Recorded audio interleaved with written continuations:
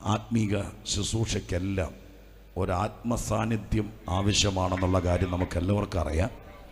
സ്തോത്രം.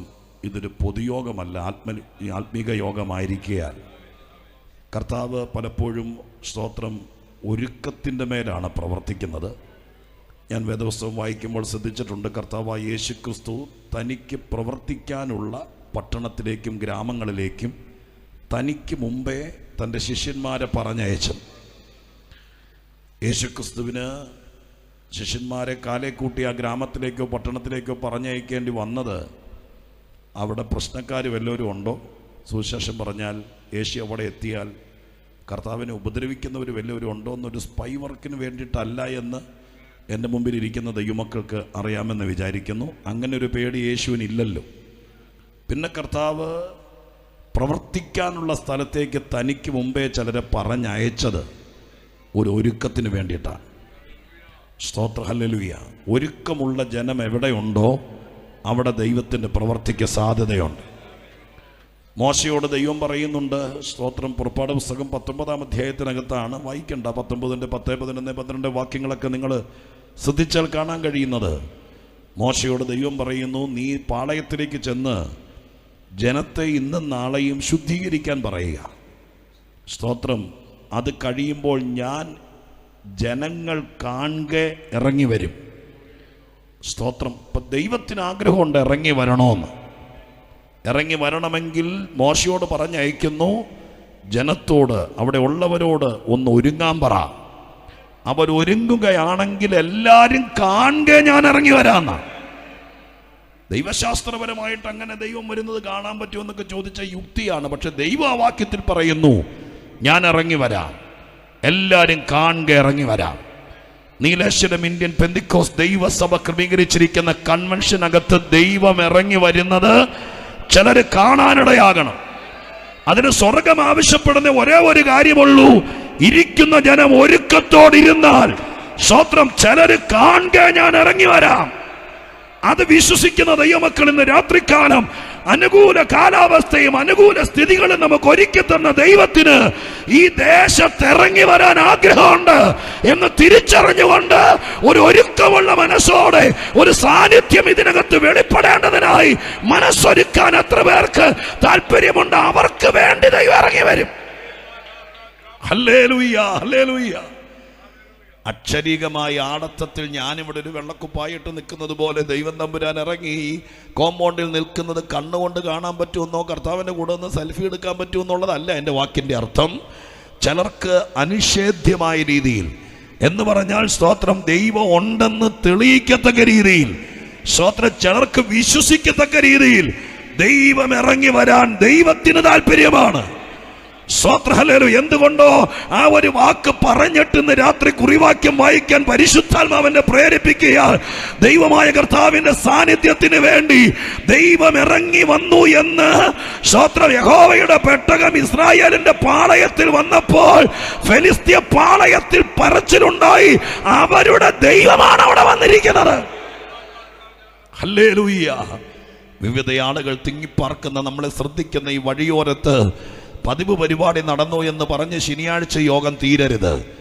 ചിലരുടെ മേൽ ദൈവപ്രവൃത്തി നടക്കണം, ചില കാര്യങ്ങൾ ദൈവത്തിന്റെ ആത്മാവ് ചെയ്യണം. സ്തോത്രം. അത് ഈ പ്രാവശ്യത്തെ കൺവെൻഷന് കർത്തൃദാസൻ പറഞ്ഞല്ലോ, ഇതൊരു ആത്മപ്രേരണ കൊണ്ട് വെച്ചതാണ്. എല്ലാവരും യോഗം വെച്ചത് കൊണ്ട് വെച്ചതല്ല, ഒരാത്മപ്രേരണ കൊണ്ട് വെച്ചതാണ്. അങ്ങനെയാണെങ്കിൽ ദൈവം ഇറങ്ങി വരുന്നതിൽ കുറഞ്ഞൊന്നും ഇവിടെ ബാക്കി ഒന്നുമല്ല. ദൈവം ഇറങ്ങി വരുന്നത് ഈ കാലഘട്ടത്തിൽ ഈ ദൈവദാസന്റെ ശുശ്രൂഷ കാലയളവിൽ സഭ അനുഭവിക്കണം. ദേശക്കാരത് പറയാനിടയാകണം. സംഭവിക്കണമെന്ന് ആഗ്രഹിക്കുന്ന ദൈവമക്കൾ കർത്താവിന്റെ സന്നിധാനത്തിൽ അതരങ്ങൾ തുറന്ന് ആമീൻ പറഞ്ഞോ, സ്തോത്രം പറഞ്ഞോ. ഒരല്പസമയം ദൈവസന്നിധിയിൽ കർത്താവേ ഹല്ലേലൂയ, അവിടെ നിറങ്ങി വരുന്നത് സ്തോത്രം ഞങ്ങൾ കാണാൻ ആഗ്രഹിക്കുന്നു, ഞങ്ങൾ അനുഭവിക്കാൻ ആഗ്രഹിക്കുന്നു. ഞങ്ങളുടെ ജീവിതത്തിൽ കിടക്കുന്ന ചില കാര്യങ്ങൾ സ്വർഗം ഇറങ്ങി വന്നാൽ ഇറങ്ങി വരുന്ന സ്ഥലം ദൈവസന്നിധിയായി മാറും. ഹല്ലേലൂയ. അങ്ങനെയാണ് ദൈവത്തിന്റെ വചനം നമ്മളെ പഠിപ്പിക്കുന്നത്. ദൈവം എവിടെ, ദൈവത്തിന്റെ ആ മഹനീയത എവിടെ ഇറങ്ങി വരുന്നു, ആ ഇറങ്ങി വരുന്ന സ്ഥലത്തിന് വിളിക്കുന്ന പേരാണ് ദൈവസന്നിധി. ലോകത്തിൽ പെർമനൻ്റായ ഒരു ദൈവസന്നിധി ഇല്ല എന്ന് പറഞ്ഞാൽ മനസ്സിലായല്ലോ.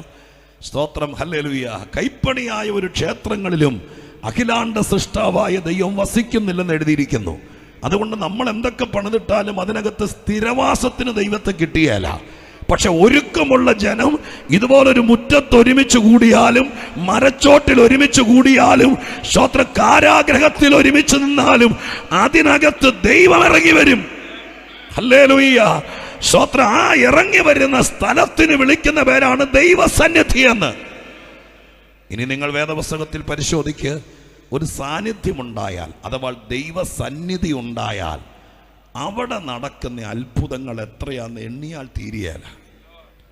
അതൊരു സഭായോഗത്തിന് പ്രസംഗിക്കാനുള്ളതുണ്ട്. ദൈവസാന്നിധ്യം ഉണ്ടായാൽ പിന്നെ പാട്ടുകാർക്ക് പണിയില്ല, പ്രസംഗികർക്ക് പണിയില്ല, പ്രവാചകർക്ക് പണിയില്ല. സാന്നിധ്യം ഉണ്ടാകാനാണ് നമ്മൾ ഒരുമിച്ച് ദൈവത്തിൻ്റെ സന്നിധാനത്തിൽ കൂടി വന്ന് ദൈവത്തെ മഹത്വപ്പെടുത്തുന്നത്. സാന്നിധ്യം വെളിപ്പെട്ടാൽ പിന്നെ ദൈവപ്രവൃത്തികൾ ആരംഭിക്കുകയാണ്. ഒന്നല്ല, രണ്ടല്ല, ഒരുപാട് വാക്കുകൾ വേദപുസ്തകത്തിനകത്തുണ്ട്. നിങ്ങളുടെ ആവേശം കാണുമ്പോൾ ഓരോന്നെങ്കിലും പറയാൻ എൻ്റെ മനസ്സിനകത്ത് പ്രേരണ വരുന്നുണ്ട്. 68-ാം സങ്കീർത്തനം വായിക്കണമെന്നല്ല, അതും സ്തോത്രം ഞാൻ പറഞ്ഞു വിടാം. അവിടെ ആരംഭ വാക്യങ്ങൾ എഴുതിയിരിക്കുന്നത് ഇങ്ങനെയാണ്. ദൈവം എഴുന്നേൽക്കുന്നു എന്ന് പറഞ്ഞുകൊണ്ടാണ് ആ സങ്കീർത്തനം ആരംഭിക്കുന്നത്. എന്നിട്ട് താഴേക്ക് വരുമ്പോൾ എഴുതിയിരിക്കുന്നത് ഇങ്ങനെയാണ്: യഹോവയുടെ സന്നിധിയിൽ, സ്തോത്രം, ഹല്ലേലൂയ, പുക പതറുന്നത് പോലെ, തീയിങ്കൽ മെഴുകുരുകുന്നത് പോലെ ദുഷ്ടന്മാർ ഉരുകുകയും പതറുകയും ചെയ്യുന്ന എഴുതിയിരിക്കുന്നത്.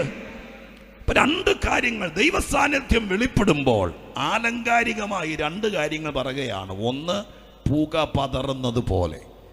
രണ്ട്, മെഴുകുരുകുന്നത് പോലെ. സ്തോത്രം, ഹല്ലേലൂയ. ഈ വാക്കുകൾ വേദപുസ്തകത്തിലെ ഒരു വാക്കുകളും ഭംഗി വാക്കുകളല്ല. സ്തോത്രം. നമ്മളൊരു ആർട്ടിക്കിൾ വായിച്ചാൽ സാഹിത്യം കാണും, പ്രാസം കാണും, ആലങ്കാരികത കാണും. ഞാൻ പ്രസംഗിക്കാനാണെങ്കിൽ മാക്സിമം ഭംഗിയുള്ള വാക്കുകൊണ്ട് പ്രസംഗിക്കാൻ ശ്രമിക്കും. പക്ഷെ ബൈബിളിൽ സ്തോത്രം ഭംഗി വാക്കുകളില്ല. അതിൻ്റെ കുത്തിനും കോമയ്ക്കും പോലും അർത്ഥമുണ്ട്. സ്തോത്രം, ഹല്ലേലൂയ. അപ്പൊ ബൈബിളിനകത്ത് പുക പതറിപ്പോകുന്നത് പോലെ എഴുതിയിരിക്കുന്നത് വെറും ഒരു ആലങ്കാരികതയല്ല, അതിന് ആത്മീക ആഴമുണ്ട്. അതിൻ്റെ രഹസ്യം ഞാൻ പറയാം. പുക പതറിപ്പോകുക എന്ന് പറഞ്ഞാൽ എങ്ങനെയാണ്? ആകാശത്ത് ഇവിടെ വലിയ ടയറോ മറ്റോട്ട് കത്തിക്കുമ്പോൾ പുക കുമിഞ്ഞ് മുകളിലേക്ക് കൂടി ഘനീഭവിച്ച് ചിലപ്പോൾ കറുത്തതോ വെളുത്തതോ ആയ പുക സ്തോത്രം അന്തരീക്ഷത്തിൽ വമിച്ച് നിൽക്കുന്നത് കാണാൻ കഴിയും. അങ്ങനെ കട്ടിപിടിച്ച് നിൽക്കുന്ന പുക, ആ പുകയിലേക്ക് ചെറിയൊരു കാറ്റടിക്കുമ്പോൾ പുക പതറും. കട്ടിക്ക് കണ്ണിന് വിധേയപ്പെട്ട് നിന്ന പുക ഒരു ചെറിയ കാറ്റടിച്ചപ്പോൾ പതറി. പിന്നെ ലോകത്തിലെ ഒരു ടെക്നോളജിക്കും പതറിപ്പോയ പുകയെ കൂട്ടിച്ചേർക്കാൻ പറ്റിയല്ല, പിന്നെ അതിനെ കാണാൻ പറ്റിയല്ല. വേദപുസ്തകത്തിൽ അങ്ങനെ എഴുതിയിട്ടുണ്ടെങ്കിൽ ഓർക്കണം, ദൈവസാന്നിധ്യം കൊണ്ട് ചില വിഷയങ്ങളെ പതറിച്ചു കളഞ്ഞാൽ പിന്നെ അത് ജീവിതത്തിൽ മടങ്ങി വരികയില്ല. പിന്നെ ആര് നോക്കിയാലും കാണുകയില്ല. പിന്നെ അതിനെ എവിടെ പോയി തപ്പിയാലും കണ്ടുകിട്ടിയാല. ഞാനൊരു ആത്മപ്രേരണയിൽ പറയുന്നു, നിങ്ങൾ ഉറപ്പായി വിശ്വസിക്കുന്ന പക്ഷം ചില കാര്യങ്ങൾ എന്നേക്കുമായി ദൈവം കാറ്റടിപ്പിച്ച് പതറിച്ചു കളയുന്നത് പോലെ ഇന്ന് രാത്രി ഇവിടെയോ പരിസരത്തോ വിശ്വസിക്കാൻ ആളുണ്ടെങ്കിൽ ചില വിഷയങ്ങൾ ദൈവം ഇറങ്ങി വരുമ്പോൾ, സ്വർഗം ചില കാര്യങ്ങൾ ചെയ്യാൻ തുടങ്ങുമ്പോൾ, ഇന്നും നാളെയും മറ്റന്നാളുമായി സർവശക്തനായ ദൈവം ഇനി എവിടെ പോയി പരിശോധിച്ചാലും, ഇനി ആരൊക്കെ നോക്കിയാലും അങ്ങനെ ഒരു സംഭവം അവിടെ ഇല്ലെന്ന് തെളിയുമാറ്.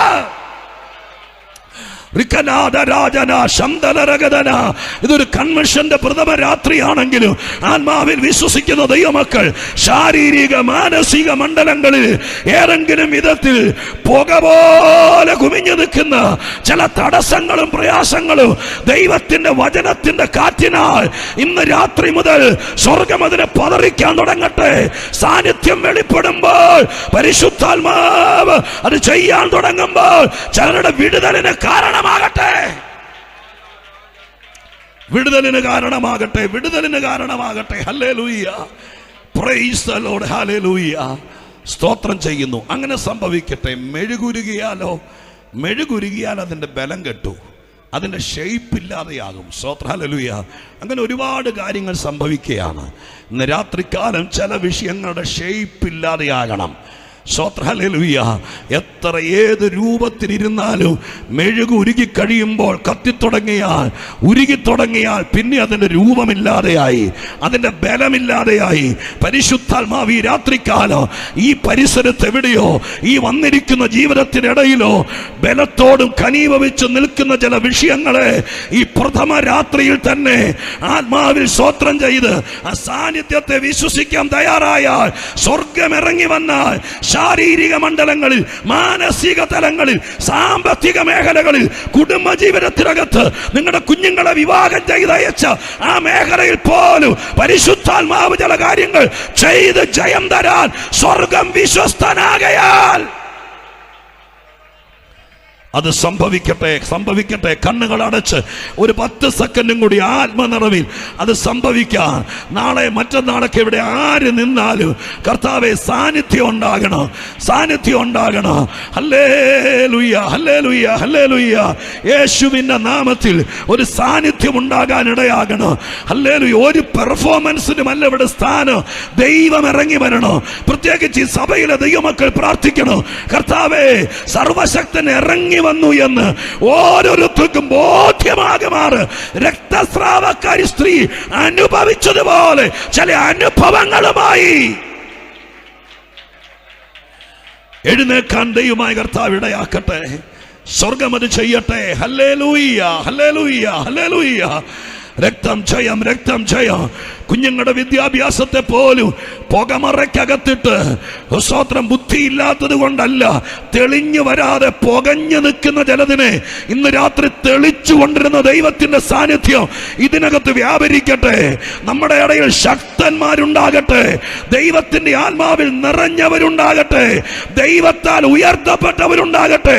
യോസേപ്പിനെ പോലെ, എസ്തേറിനെ പോലെ ദൈവാത്മാവ് ചിലരെ പുറത്തു കൊണ്ടുവരട്ടെ.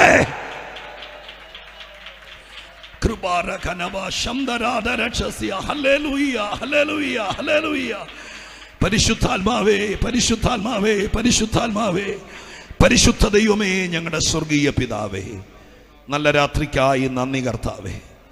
അങ്ങയുടെ താല്പര്യം ഞങ്ങൾ നന്നായി തിരിച്ചറിയുന്നു. 3 ദിവസം 3 പ്രസംഗം നടക്കുന്നതിനേക്കാൾ എനിക്കിറങ്ങി വരാൻ താല്പര്യമുണ്ടെന്ന് മോശയോട് പറഞ്ഞ വാചകം ഇന്ന് രാത്രി ഇവിടെ പറഞ്ഞത് വൃഥാവാകല്ലേ.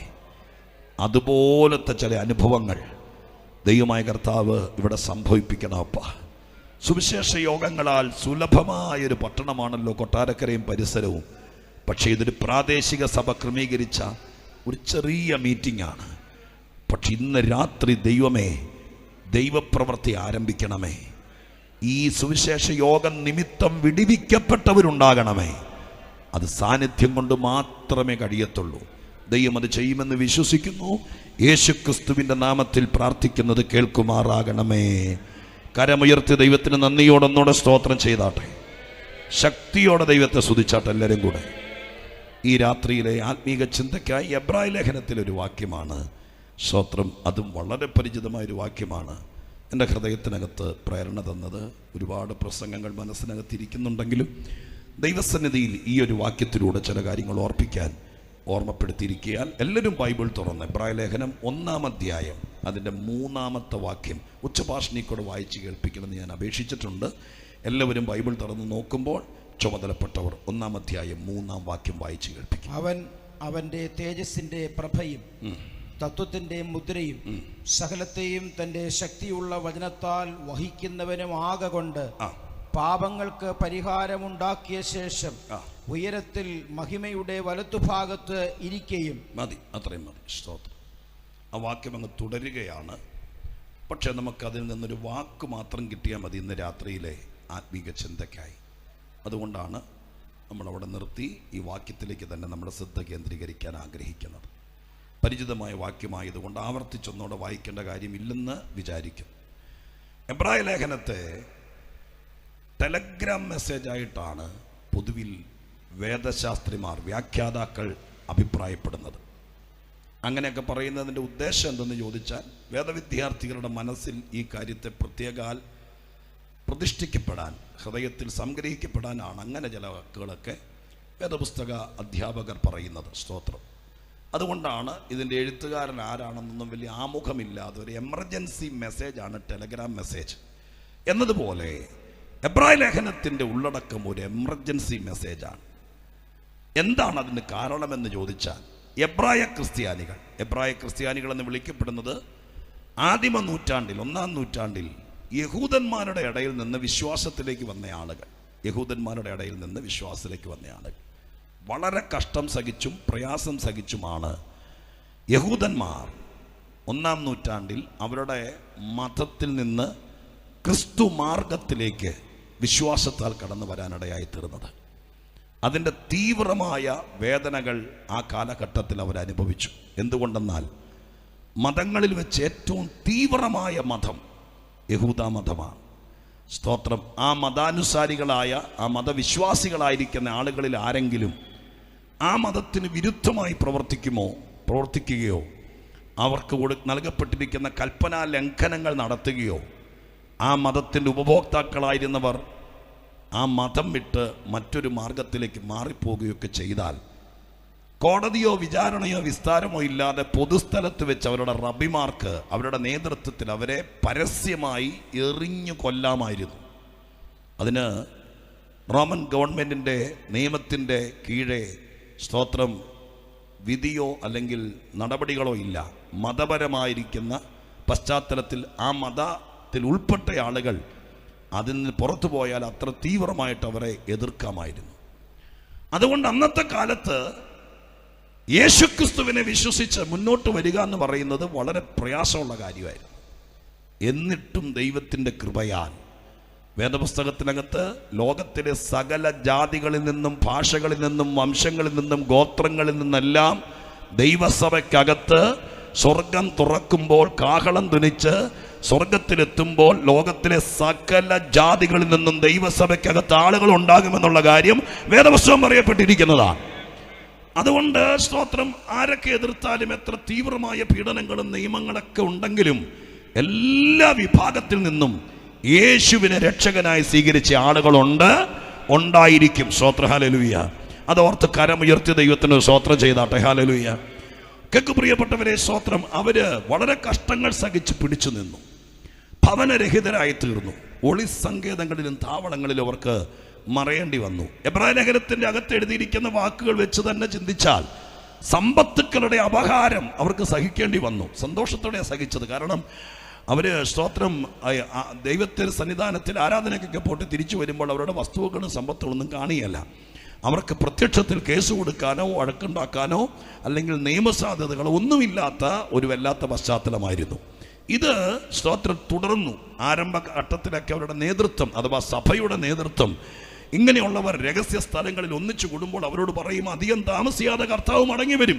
കർത്താവ് മടങ്ങി വരുമ്പോൾ രാജ്യം സ്ഥാപിക്കപ്പെടും, അതോടുകൂടി കഷ്ടങ്ങളൊക്കെ തീരും, ഈ ബുദ്ധിമുട്ടുകൾ അവസാനിക്കും എന്നവരോട് പറയുമ്പോൾ താൽക്കാലിക ശമനം പോലെ അവരത് വിശ്വസിച്ച് പിടിച്ചു നിന്നു.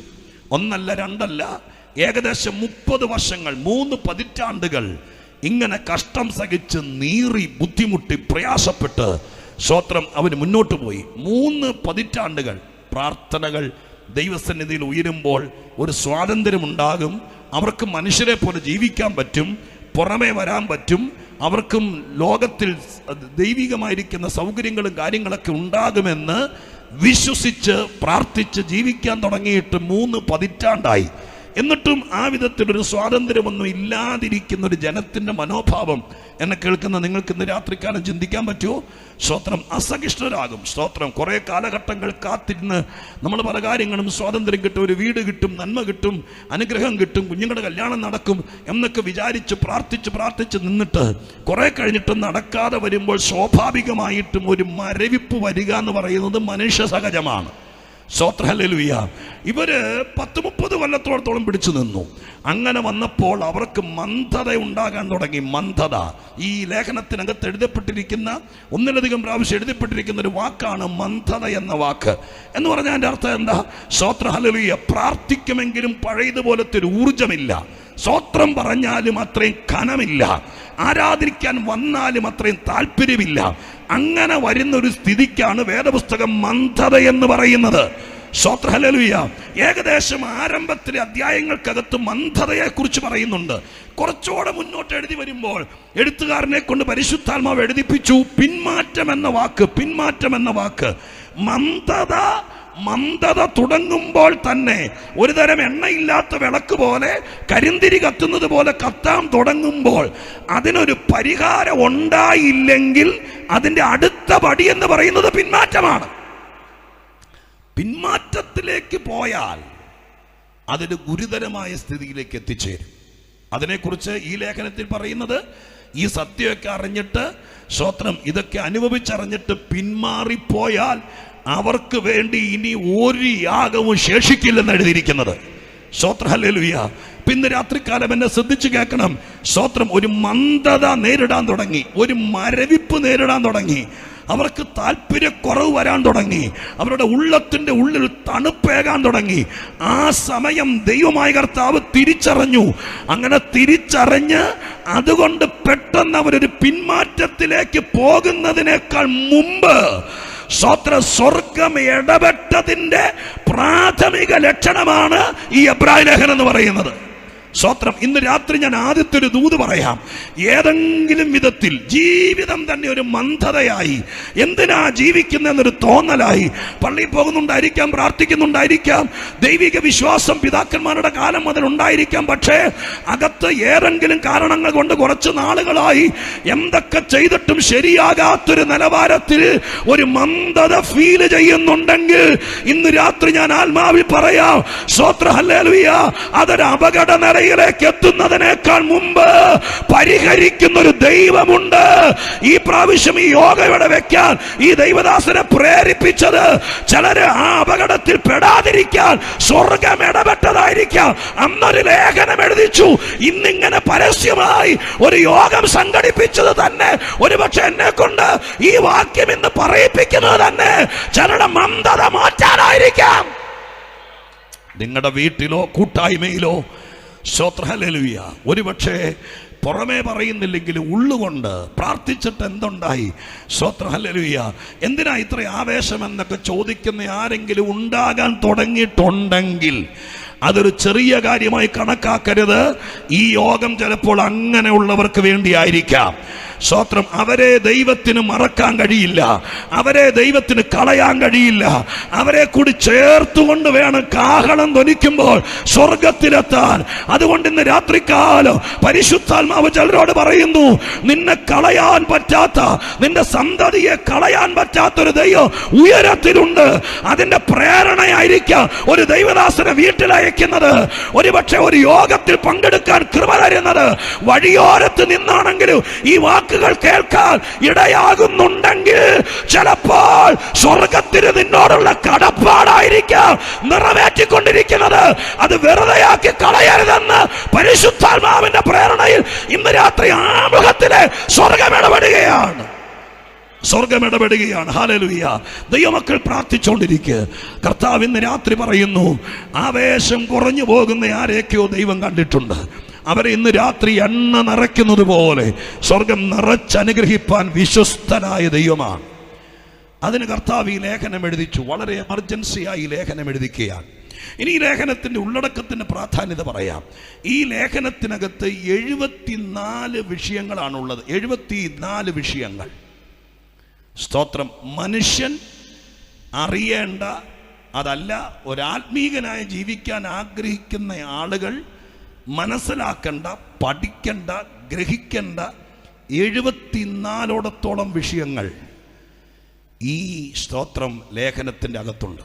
അതെല്ലാം ഇന്ന് രാത്രി നീട്ടിപ്പരത്തി പറയാനുള്ള സാവകാശം നമ്മുടെ മുമ്പിലില്ല. സ്തോത്രം, ഞാനതെല്ലാം ഈ ഒരു ലേഖനം ഈ കൊറോണ കാലത്തിരുന്ന് പഠിച്ച് ഗ്രഹിച്ച് മനസ്സിലാക്കി അതെല്ലാം സ്തോത്രം 1-2 നോട്ട് എഴുതി തയ്യാറാക്കിയെല്ലാം ഞാൻ എൻ്റെ കയ്യിൽ വെച്ചിരിക്കുന്നത്. അതുകൊണ്ട് എനിക്ക് സംശയമില്ല, അത്രയും വിഷയങ്ങളുണ്ട് ഒരു മനുഷ്യൻ ഈ ഭൂമിയിൽ ജീവിക്കുമ്പോൾ അറിയേണ്ട വിഷയങ്ങൾ.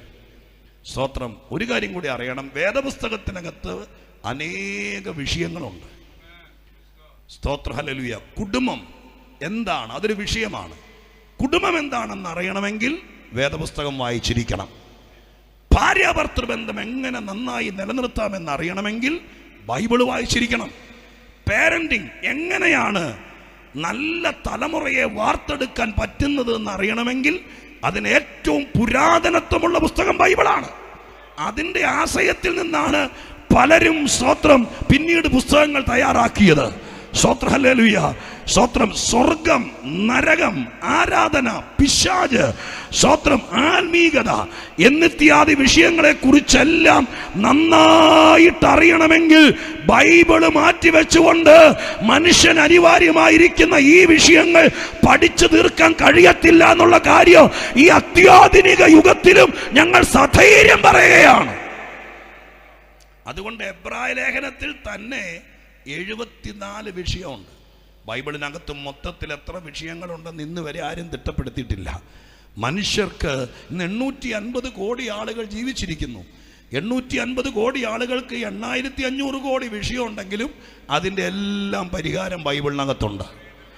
കോടതിയിലല്ല, സ്തോത്രം, ഹല്ലേലൂയ, കൗൺസിലിംഗ് സെന്ററിലല്ല, ഇതിൻ്റെ എല്ലാം മറുപടി എഴുതിയിരിക്കുന്നത്. സ്തോത്രം. ഇന്ന് രാത്രി ആരെങ്കിലും ഇനി ഞാൻ എന്ത് ചെയ്താൽ രക്ഷപ്പെടുമെന്ന് ചോദിക്കേണ്ടത് സമൂഹത്തോടല്ല, വിശുദ്ധ ബൈബിളിനോടാണ്. ആ ചോദ്യം വചനത്തോട് ചോദിച്ചാൽ അതിന് മറുപടി തരാൻ ദൈവം വിശ്വസ്തനാണ്. ഏത് മനുഷ്യന്റെ ചോദ്യമുണ്ടെങ്കിലും അതിനെല്ലാം മറുപടി ഇതിനകത്തുണ്ട്. സ്തോത്രം, ഹല്ലേലൂയ. അടുത്തൊരു കാര്യം കൂടി ഞാൻ ഇതിനകത്തുനിന്ന് പറഞ്ഞിട്ട് ആ വാക്യത്തിലേക്ക് വരാം. സ്തോത്രം. യേശുക്രിസ്തുവിനെ കുറിച്ച് 70 വാക്കുകളിലാണ് ഈ ലേഖനത്തിനകത്ത് പരാമർശിക്കുന്നത്. 70 വാക്കുകളിൽ യേശു ഉണ്ടെന്നല്ല, യേശുവിൻ്റെ പ്രത്യേകതകൾ, യേശു ചെയ്ത കാര്യങ്ങൾ, യേശു ചെയ്തുകൊണ്ടിരിക്കുന്ന കാര്യങ്ങൾ, മനുഷ്യന് വേണ്ടി ഇപ്പോൾ ചെയ്യുന്ന കാര്യങ്ങൾ, അതിന് ഈ ലേഖനത്തിനകത്ത് ചിലപ്പോൾ ചില നാമങ്ങളായിട്ടോ പ്രവൃത്തികളായിട്ടോ കർത്താവായ യേശുക്രിസ്തുവിൻ്റെ 70 പ്രത്യേകതകൾ എബ്രായ ലേഖനത്തിനകത്തുണ്ട്. അതും ഊഹമല്ല. സ്തോത്രം. ബാർക്കളെ അങ്ങനെ പറയുന്നു, സായിപ്പ് ഇങ്ങനെ പറയുന്നു, ചുമ്മാ പറയുന്നതല്ല. ഞാൻ എണ്ണി തിട്ടപ്പെടുത്തി വെച്ചിരിക്കുന്ന കാര്യമാണ് പറയുന്നത്. 70 കാര്യങ്ങൾ. അത് പറഞ്ഞപ്പോൾ നിങ്ങൾക്ക് സ്തോത്രം ഒരു നെറ്റിയുള്ളിക്ക് നോക്കുന്നു. ഇപ്പോൾ ഒരു സാമ്പിൾ ഞാൻ പറയും. ഇപ്പോൾ വായിച്ച വാക്യത്തിൽ തന്നെ 5 എണ്ണം ഉണ്ട്, കാണിച്ചു തരാം. സ്തോത്രം. ഇപ്പോൾ വായിച്ച വാക്യത്തിലേക്ക് നോക്കി യേശുവിനെ കുറിച്ച് എഴുതിയിരിക്കുന്ന 5 കാര്യങ്ങൾ. ഒന്ന്, സ്തോത്രം, അവൻ അവൻ്റെ എന്നൊക്കെ പറയുമ്പോൾ, അവൻ അവൻ്റെ എന്നൊക്കെ പറയുമ്പോൾ നമുക്ക് ഒരു കോമൺ സ്തോത്ര ലാംഗ്വേജ് ആയിപ്പോയി. കുറച്ചുകൂടെ ഭംഗിയായിട്ടും ബഹുമാനമായിട്ട് ആ കാര്യത്തെ അറിവുള്ളവരാണെങ്കിൽ എന്ന് പറഞ്ഞ് മനസ്സിലാക്കുന്ന നല്ലതാണ്. അവിടെ പറയുന്ന ആദ്യത്തെ അവൻ യേശുക്രിസ്തുവാണ്. അവൻ്റെ എന്ന് പറഞ്ഞത് പിതാവായ ദൈവമാണ്. അപ്പൊ അങ്ങനെയാണെങ്കിൽ ആ വാക്യത്തെ അങ്ങനെ ഒന്ന് വായിച്ചാൽ കുറച്ചുകൂടെ സുന്ദരമായിട്ട് ചിത്രം തെളിഞ്ഞു കിട്ടും. യേശു പിതാവായ ദൈവത്തിന്റെ ഒന്നാമത്തെ കാര്യം, യേശു തേജസ്സിന്റെ പ്രഭയാണ്. 2, യേശു തത്വത്തിന്റെ മുദ്രയാണ്. 3, യേശുവാണ് ശക്തിയുള്ള വചനം കൊണ്ട് സകലത്തെയും വഹിക്കുന്നവൻ. 4, യേശുവാണ് പാപത്തിന് പരിഹാരമുണ്ടാക്കിയവൻ. 5, യേശുക്രിസ്തു ഉയരത്തിൽ മഹിമയുടെ വലത്തുഭാഗത്തിരിക്കുകയാണ്. ഈ 3-ാം വാക്യത്തിൽ തന്നെ 5 എണ്ണം ഉണ്ടെന്ന്. ഇനി 65 എണ്ണം കണ്ടുപിടിച്ചാൽ മതിയല്ലോ. മൊത്തത്തിൽ 70 ആണ്. 5 എണ്ണം ഇതിൽ തന്നെയുണ്ട്. ബാക്കി 65 എണ്ണം കണ്ടുപിടിച്ചാൽ മതിയല്ലോ. സ്തോത്രം, ഹല്ലേലൂയ.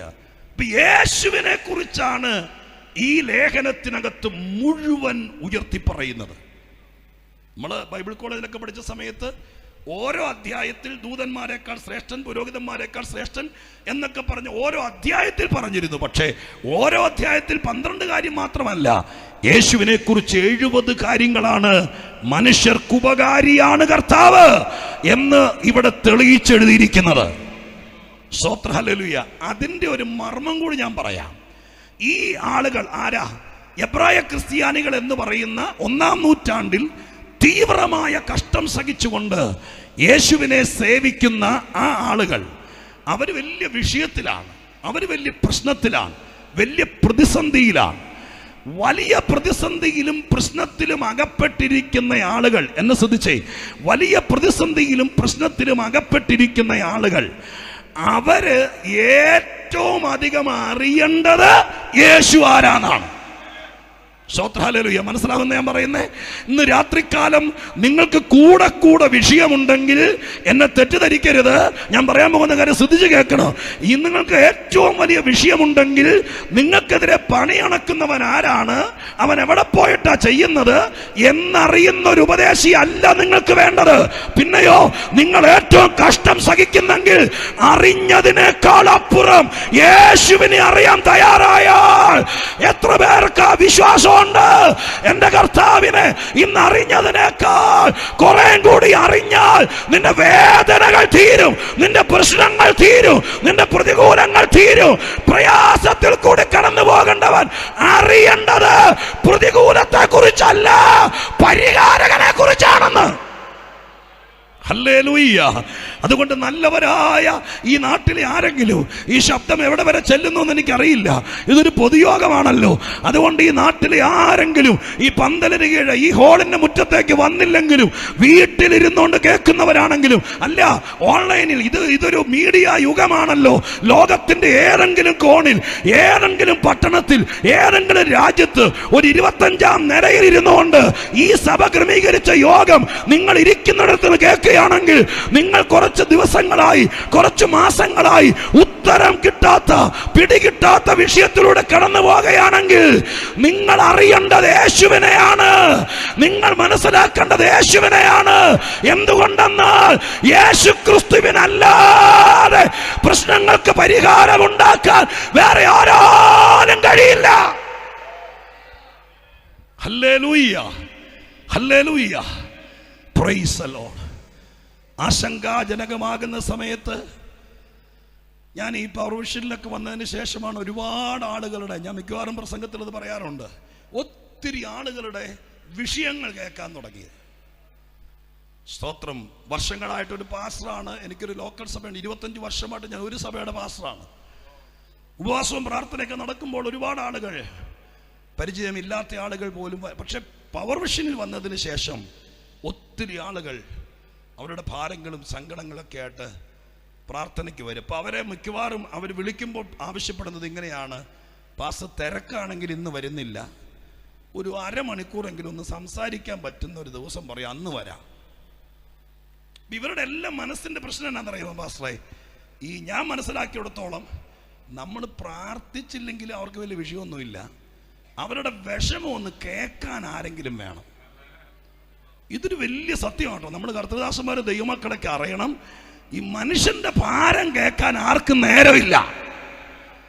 പക്ഷെ ഈ ചങ്കനകത്ത് കിടക്കുന്ന ഭാരവും വേദനയും ഈ നൊമ്പരവും അത് കേൾക്കാൻ നിന്നു കൊടുക്കാമെങ്കിൽ, സ്തോത്രം, ഹല്ലേലൂയ, 100 കണക്കിന് ആളുകൾ ഇതാരോട് പറയുമെന്നോർത്ത് ചങ്കുരുകി നടക്കുന്നവർ നമ്മുടെ കേരളത്തിലുണ്ട്, കൊട്ടാരക്കരയുണ്ട്.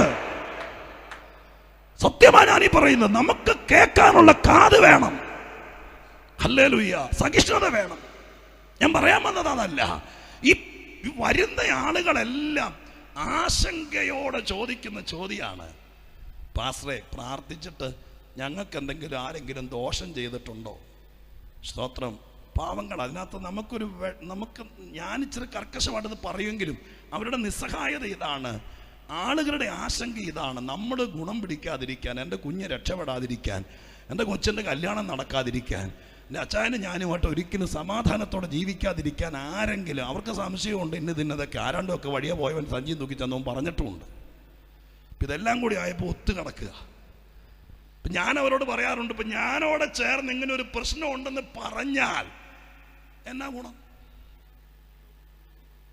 അതിനേക്കാൾ നല്ലത് ഇനി ആരെന്തെല്ലാം പ്രശ്നങ്ങൾ കൊണ്ട് നിന്നാലും ആ പ്രശ്നങ്ങൾ നീ സമർപ്പിക്കാൻ തയ്യാറാണെങ്കിൽ, വിശ്വസിക്കാൻ തയ്യാറാണെങ്കിൽ, ഏത് തുരുമ്പിച്ച ആണി സ്വത്ര പഴയ തടിയിൽ അടിച്ചിട്ട് പറിക്കാൻ പറ്റാത്ത പോലെ അതുപോലെ ചേർന്നു പോയ വിഷയമാണെങ്കിലും അതിനെ ഇല്ലാതാക്കാൻ കരുത്തുള്ള, നിന്നെ പുതിയ മനുഷ്യനാക്കാൻ കരുത്തുള്ള, നിന്റെ പഴയ പാരമ്പര്യങ്ങളെ വിട്ട് ഒരു പുതിയ തുടക്കം കുറിക്കാൻ കഴിവുള്ള ദൈവമാണ് നമ്മൾ ആരാധിക്കുന്ന കർത്താവ്. അതുകൊണ്ട് അങ്ങനെ ഒരു വിഷയമുണ്ടോ, ഉണ്ടാക്കുന്നവരുണ്ടോ എന്നറിയുന്നതിനേക്കാൾ യേശു ആരെന്നറിയുന്നതാണ് വിടുതലിന് എളുപ്പം, വിടുതലിന് എളുപ്പം. ഹല്ലേലൂയ. ഈ ദിവസങ്ങൾ കർത്താവിനെ നന്നായി അറിയാൻ അവസരം ഉണ്ടാകട്ടെ എന്ന് പ്രാർത്ഥിച്ചുകൊണ്ട് ഞാൻ തിടുക്കത്തോടെ തുടരാം. സ്തോത്രം, ഹല്ലേലൂയ. യേശുവിനെ അറിയുക. പ്രശ്നങ്ങൾക്ക് പരിഹാരമാകും, ധൈര്യമാകും, സമാധാനമാകും, ജീവിക്കാനുള്ള പ്രേരണ ഉണ്ടാകും, ഹൃദയം തണുക്കും. അങ്ങനെ ഒത്തിരി കാര്യങ്ങൾ. അത് ഒരു വലിയ വിഷയമാണ്. കരുതിക്കൂട്ടി പ്രസംഗിച്ചാൽ ഏത് യേശുവിനെ അറിഞ്ഞാൽ എന്ത് ഗുണം എന്നറിഞ്ഞാൽ വലിയ സംഭവമാണ്. അതുകൊണ്ട് ഞാൻ അവിടെ കിടക്കാതെ ഈ വാക്യത്തിലേക്ക് വരാം. അങ്ങനെ യേശുവിനെ കുറിച്ച് പറയുകയാണ് ഈ കഷ്ടം സഹിക്കുന്ന ആളുകളോട് ഈ ലേഖനത്തിലൂടെ. അതിൽ മാർമികമായ നിലവാരത്തിലൊക്കെയാണ് യേശുവിനെ അവിടെ അവതരിപ്പിക്കുന്നത്. അതിൽ ആദ്യത്തെ പ്രയോഗമാണ് വേദപുസ്തക വായനക്കാർക്കും പഠിതാക്കൾക്കും സുപരിചിതമായിരിക്കുന്ന യേശു ക്രിസ്തു പിതാവായ ദൈവത്തിൻ്റെ തേജസ്സിൻ്റെ പ്രഭയാണെന്ന് പറയുന്നത്. സ്തോത്രം. കഷ്ടം സഹിക്കുന്ന ആളുകളോട് ഇങ്ങനെ ഒരു വാക്ക് പറഞ്ഞാൽ, ഒരു സാഹിത്യ വാക്ക് പോലത്തെ വാക്ക് പറഞ്ഞാൽ അതുകൊണ്ട് എന്ത് ഗുണമെന്ന് പ്രഥമ ദൃഷ്ടിയാ തോന്നും. പക്ഷെ വേദപുസ്തകത്തിൻ്റെ മറ്റൊരു പ്രത്യേകത, അതിൻ്റെ പുറന്തോട് പൊട്ടിച്ച് അതിൻ്റെ ഉള്ളറയിലെ രഹസ്യം പുറത്തു കൊണ്ടുവരുമ്പോൾ അതിനകത്ത് വിടുതലുണ്ടാകും. ഇന്ന് രാത്രി ഒരൊറ്റ പദത്തെ നമ്മൾ പൊട്ടിച്ച് പുറത്തു കൊണ്ടുവന്ന് പ്രാർത്ഥിക്കാൻ ആഗ്രഹിക്കുക ബാക്കി സമയം കൊണ്ട്. ഏത്? യേശുക്രിസ്തു പിതാവായ ദൈവത്തിൻ്റെ തേജസ്സിൻ്റെ പ്രഭയാണ് എന്ന് പറഞ്ഞപ്പോൾ നമുക്ക് ഏതാണ്ട് മനസ്സിലായി എന്ന് പറഞ്ഞുകൊണ്ടാണ് നമ്മൾ ഇരിക്കുന്നത്. സ്തോത്രം. സത്യത്തിൽ ഒന്നും മനസ്സിലായിട്ടില്ല. സ്തോത്രം. മലയാളത്തിൽ എഴുതിയിരിക്കുന്ന പക്ഷെ ഒന്നും മനസ്സിലായിട്ടില്ല. അത് മനസ്സിലാകണമെങ്കിൽ എഴുത്തു ഭാഷയിൽ നിന്നൊരു സംസാര ഭാഷയിലേക്ക് സംഭവത്തെ കൊണ്ടുവരണം. അതിനാണ് പ്രസംഗികരെ ദൈവം എഴുന്നേൽപ്പിക്കുന്നത്. സ്തോത്രം. ബൈബിൾ എഴുതിയിരിക്കുന്നത് വളരെ മാന്യമായ ഭാഷയിലാണ്. പക്ഷെ ബൈബിളിൻ്റെ ഒരു പ്രത്യേകത, വീട്ടിലിരുന്ന് വായിച്ചാൽ എല്ലാം ചിലപ്പോൾ തെളിഞ്ഞു നിൽക്കുകയില്ല. അത് ജ്ഞാനിയാണെങ്കിലും സമ്പന്നനാണെങ്കിലും വിവിധ ഭാഷ അറിയാമെങ്കിലും ഇത് നമുക്ക് പറ്റുന്ന മനസ്സിലാകുന്നൊരു ഭാഷയിലേക്ക് കൊണ്ടുവരണമെങ്കിൽ ഇതിൻ്റെ പൊരുൾ തിരിക്കാൻ ആരെങ്കിലും വേണം. എത്യോപ്യൻ ചണ്ടനെ കുറിച്ച് ഞാൻ പറയേണ്ട കാര്യമില്ലല്ലോ. എത്ര ജ്ഞാനിയാണെങ്കിലും എത്ര കഴിവുള്ളവനാണെങ്കിലും ഇനി എത്ര കുത്തിയിരുന്ന് വായിച്ചാലും വീട്ടിലിരുന്ന് വായിച്ചാൽ പിടികിട്ടാത്ത പലതും ഇതുപോലത്തെ ഉപദേശിമാർ കൊച്ചു ഹോളിനകത്ത് സ്തോത്രം പ്രാർത്ഥിച്ച് ദൈവസന്നിധിയിൽ നിന്ന് പ്രാപിച്ച ദൂതുമായി വരുമ്പോൾ എത്രയോ പ്രാവശ്യം നമ്മൾ പറഞ്ഞിട്ടുണ്ട്, ഇതെത്ര പ്രാവശ്യം വായിച്ചതാ ഇന്നാ അത് മനസ്സിലായതെന്ന്. കാരണം എന്താ? സ്തോത്രം. പറഞ്ഞയാള് വലിയ സ്കോളർ ആയതുകൊണ്ടൊന്നുമല്ല, ഇരിക്കുന്ന ജനത്തിന് മനസ്സിലാകുന്ന രീതിയിൽ ഈ മർമ്മം വെളിപ്പെട്ട് വരുമ്പോഴാ വിടുതൽ വ്യാപരിക്കുന്നത്. പിന്നെ രാത്രികാലം ഈ പദത്തെ അടുത്തറിയാൻ വേണ്ടി നമുക്ക് കുറച്ചുകൂടെ നമുക്ക് മനസ്സിലാകുന്നൊരു ഭാഷയിലേക്ക് വരണം. സ്തോത്രം, ഹല്ലേലൂയ. തേജസ്സിൻ്റെ പ്രഭയാണ് ക്രിസ്തു. ദൈവത്തിൻ്റെ തേജസ്സിൻ്റെ പ്രഭയാണ് എന്ന് പറയുമ്പോൾ അതിനെ നമുക്ക് ലളിതമായി ചിന്തിക്കാൻ മനസ്സിലാക്കാൻ പറ്റുന്നത്, ദൈവം ഒരു സൂര്യനാണ് എന്ന് വിചാരിക്കുക എന്നല്ല. ബൈബിളിൽ ദൈവം സൂര്യനാണെന്ന് പറഞ്ഞിട്ടുണ്ട്. അതെവിടാന്ന് വരയ്ക്കാം. 84-ാം സങ്കീർത്തനത്തിൻ്റെ 11-ാമത്തെ വാക്യത്തിനകത്ത് ഈ വാക്യം അതുപോലെ പറയുന്നുണ്ട്. 84:11 എന്താ? ദൈവം സൂര്യനും യഹോവയായ ദൈവം സൂര്യനും പരിചയമാകുന്നു. ഇന്ന് രാത്രിയിലെ പ്രസംഗത്തിൽ പരിചയം നമുക്ക് വേണ്ടല്ലോ. അതുകൊണ്ട് ഞാൻ ആദ്യത്തെ വാക്ക് മാത്രം എടുക്കാം. ഈ സങ്കീർത്തനക്കാരൻ പറയുന്നു, നമ്മുടെ ദൈവം സൂര്യനാണ്. സൂര്യനാണ്. സ്തോത്ര, ഹല്ലേലൂയ. ആ സൂര്യന്റെ കിരണമാണ്, പ്രഭയാണ്, അതിൻ്റെ തേജസ്സാണ്, അതിൻ്റെ സൂര്യകിരണമാണ് യേശുക്രിസ്തു എന്നാണ് ഈ ലേഖനത്തിൻ്റെ എഴുത്തുകാരൻ പറയുന്നത്. ഇനി യേശു അതാന്ന് എഴുതിയിരിക്കുന്നൊരു വാക്യമുണ്ട്, അത് വായിക്കണം. ലൂക്കോസിന്റെ സുവിശേഷം 1-ാം അധ്യായത്തിൻ്റെ 79-ാം വാക്യം വായിക്കുമ്പോൾ യോഹന്നാൻ സ്നാപകന്റെ അപ്പൻ സക്കരിയാവ് ആത്മാവിലായിക്കൊണ്ട്, ചുമ്മാ വയസ്സാം കാലത്ത് സ്തോത്രം വെറുതെ ഇരുന്ന് പറയുന്നതല്ല, അയാൾ ആത്മാവിലായി പറയുന്ന വാക്കാണ് 1:79. ഒന്നോടെ വായിച്ചേച്ച. ആ ആർദ്രകരുണയാൽ ഉയരത്തിൽ നിന്ന് ഉദയം നമ്മെ സന്ദർശിച്ചിരിക്കുന്നു. അത് മലയാളത്തിലേക്ക് വന്നപ്പോൾ സ്തോത്രം, മലയാളത്തിലേക്കൊക്കെ ഇത് പരിവർത്തനം നടത്തിയത് നമ്മളെ പോലെ ഉപവസിച്ച് പ്രാർത്ഥിച്ചിരുന്ന ആളുകളല്ല, ഭാഷാ പണ്ഡിതന്മാരാണ്. സ്തോത്രം. അവര് അതിനെ ആ ഭാഷാ രീതിയിൽ എഴുതി എന്ന് മാത്രമേ ഉള്ളൂ. പക്ഷെ അതിൻ്റെ ആഴം ഇത്രയാണ്. ഈ പറയപ്പെട്ടിരിക്കുന്ന വാക്ക്, ആ ആർദ്ര കരുണയാൽ ഉയരത്തിൽ നിന്ന് ഉദയം നമ്മെ സന്ദർശിച്ചിരിക്കുന്നു. ചില ഇംഗ്ലീഷ് വേർഷനിൽ സൺറൈസ് എന്ന് തന്നെ എടുക്കുന്ന, സൺറൈസ്, സൂര്യപ്രഭ. ഹല്ലേലൂയ. അപ്പൊ നോക്കിയേ, അതെന്താ സ്തോത്രം സക്കറിയാവ് അങ്ങനെ പറയാൻ കാരണം, യോഹന്നാൻ സ്നാപകൻ ജനിക്കുന്ന സമയം സക്കറിയാവ് ആത്മാവിലായിട്ട് പറയുകയാണ്, ദീർഘനാൾ മക്കളില്ലാതിരുന്ന് ഞങ്ങൾക്ക് പ്രാർത്ഥനയുടെ മറുപടിയായ ഒരു സന്തതിയെ കിട്ടി, സത്യമാണ്. പക്ഷെ ആ സന്തതിയെ കയ്യിലേന്തി സ്തോത്ര യോഹന്നാന്റെ അധരം തുറന്ന മാത്രയിൽ അവൻ പ്രവചിച്ചു പറയുന്നു എന്നാണ് ലൂക്കോസ് എഴുതിയിരിക്കുന്നത്. പ്രവചിച്ചു പറയുമ്പോൾ പറയുകയാണ്, എനിക്കൊരു കുഞ്ഞിനെ കിട്ടിയതല്ല ഇവിടുത്തെ വിഷയം. സ്തോത്ര ഈ മകൻ ജനിച്ചത് ഒന്നിന്റെ അടയാളമാണ്. എന്തിന്റെ അടയാളം? ആർദ്ര കരുണയാൽ ഉയരത്തിൽ നിന്ന് ഉദയം നമ്മെ സന്ദർശിക്കാൻ പോകുകയാണ്. ഹല്ലേലൂയ എന്ന് പറഞ്ഞാൽ മനസ്സിലായോ? അങ്ങകലെ ആകാശത്ത് കത്തി നിൽക്കുന്ന സൂര്യനാണ് യഹോവയായ ദൈവമെങ്കിൽ സൂര്യൻ ഒരിക്കലും താഴെ വരുന്നില്ല. ഇന്നിപ്പോ രാത്രിയാണ്, നാളെ നേരം വെളുക്കും. നാളെ നേരം വെളുക്കുമ്പോൾ സൂര്യൻ ഉദയം ഉണ്ടാകും, സൂര്യൻ ഉദിക്കും. പക്ഷേ സ്തോത്രം ഹല്ലേലൂയ, സൂര്യൻ എത്ര കിലോമീറ്റർ മൈലൊന്നും പറയാൻ എനിക്കറിയില്ല, അതൊക്കെ പറഞ്ഞ് പഠിപ്പിക്കുന്ന ആളുകളുണ്ട്. എത്രയോ സ്തോത്രം പ്രകാശവർഷ ദൂരെയാണ് സൂര്യൻ നിൽക്കുന്നത്. ഒരിക്കൽ പോലും സൂര്യൻ സ്തോത്രം നീലേശ്വരത്ത് വരികയല്ല, കൊട്ടാരക്കര വരികയല്ല. എന്നാൽ നാളെ നേരം വെളുത്ത് സൂര്യൻ ഉദിക്കുമ്പോൾ സൂര്യകിരണം കൊട്ടാരക്കര വരും.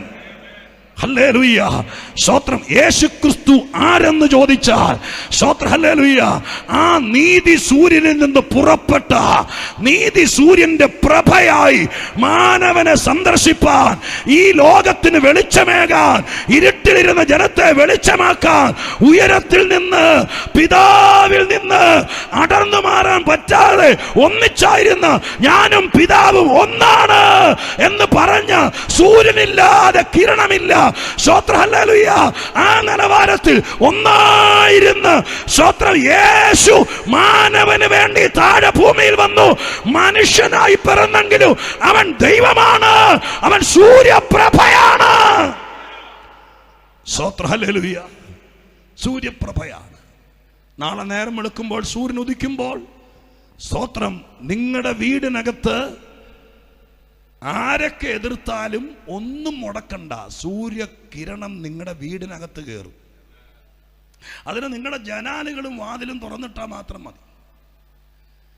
ഒരിക്കൽ പോലും അത് കയറാതിരിക്കാൻ വേണ്ടി ജനലെല്ലാം അടച്ച് നല്ല കറുത്ത തുണി കൊട്ടാരക്കര പോയി മേടിച്ചോണ്ട് വന്ന് വിൻഡോ കർട്ടനും സ്തോത്രം എന്താ പറയുക ഡോർ കർട്ടനും ഉണ്ടാക്കി എല്ലാം പഴുതും അടച്ചാൽ സൂര്യപ്രഭ ഇവിടെ വന്നാലും നിന്റെ വീട്ടിൽ കയറിയല്ല. എന്നാൽ വാതിൽ തുറന്നിടാമോ, ആരൊക്കെ എതിർത്താലും സ്തോത്രം ഇതകത്ത് കയറും. അതിന് ജാതിയില്ല, മതമില്ല, മതിൽക്കെട്ടില്ല. സ്തോത്രം ഹല്ലേലൂയ, സ്തോത്രം ഹല്ലേലൂയ. ഇന്ന് രാത്രികാലം സ്തോത്രം ഹല്ലേലൂയ ദൈവസന്നിധാനത്തിൽ നിന്റെ കുടുംബത്തിന്റെ ഇരുട്ട് മാറാൻ മനസ്സോടെ യേശുക്രിസ്തു എന്ന തേജസ്സിന്റെ പ്രഭയ്ക്ക് ഇന്ന് രാത്രി ആര് വാതിൽ തുറന്നു കൊടുക്കുന്നു അവന്റെ ഉള്ളത്തിന്റെ ഉള്ളിലെ ഇരുട്ട് മാറാനിടയാകുന്നു. ഹല്ലേലൂയ. യേശുക്രിസ്തു ആ തേജസ്സിന്റെ പ്രഭയാണ്, ആ തേജസ്സിന്റെ പ്രഭയാണ്. ഹല്ലേലൂയ. ഞാൻ എൻ്റെ സന്ദേശത്തിൽ അധികം ആമുഖത്തിൽ നിൽക്കാതെ സമയത്ത് അവസാനിപ്പിക്കണമെന്നുള്ള ആഗ്രഹങ്ങളൊക്കെ ഉള്ളതുകൊണ്ട് ഞാൻ ഇനി അധികം ആ കാര്യം ദീർഘിപ്പിക്കാതെ ആ തേജസ്സിൻ്റെ പ്രഭ സൂര്യനിൽ നിന്ന് പുറപ്പെട്ട് ഈ ഭൂമിയെ തേടിയെത്തുന്ന സൂര്യകിരണം പോലെ പിതാവിൽ നിന്ന് പുറപ്പെട്ട് ഭൂമിയിലെത്തിയ സ്തോത്രം ദൈവപുത്രനായിരിക്കുന്ന ക്രിസ്തുവേശു, ആ കർത്താവിൽ നിക്ഷിപ്തമായിരിക്കുന്ന ഉത്തരവാദിത്തങ്ങൾ ഒന്നല്ല രണ്ടല്ല. ഞാൻ സ്തോത്രം സൂര്യപ്രഭയോടുള്ള ബന്ധത്തിൽ 5 കാര്യങ്ങൾ പറഞ്ഞ് നിങ്ങൾക്ക് വേണ്ടി പ്രാർത്ഥിക്കാം. അത് ക്രിസ്തുവിൽ നിക്ഷിപ്തമാണെന്നുള്ള കാര്യം തെളിയിക്കുകയും ചെയ്യാം. അത് മാനവർക്ക് എത്രത്തോളം പ്രയോജനപ്പെടുമെന്നുള്ള കാര്യവും പരിശുദ്ധാത്മാവിൻ്റെ പ്രേരണയിൽ ബോധിപ്പിക്കാൻ വേണ്ടി കർത്താവിൽ ശരണപ്പെടുകയാണ്. പ്രാർത്ഥനയോടെ ദൈവമക്കൾ കർത്താവിൻ്റെ സന്നിധാനത്തിൽ ഇരുന്നാട്ടെ. സ്തോത്രം ഹല്ലേലൂയ. കേൾക്കൂ പ്രിയപ്പെട്ടവരെ, സ്തോത്രം.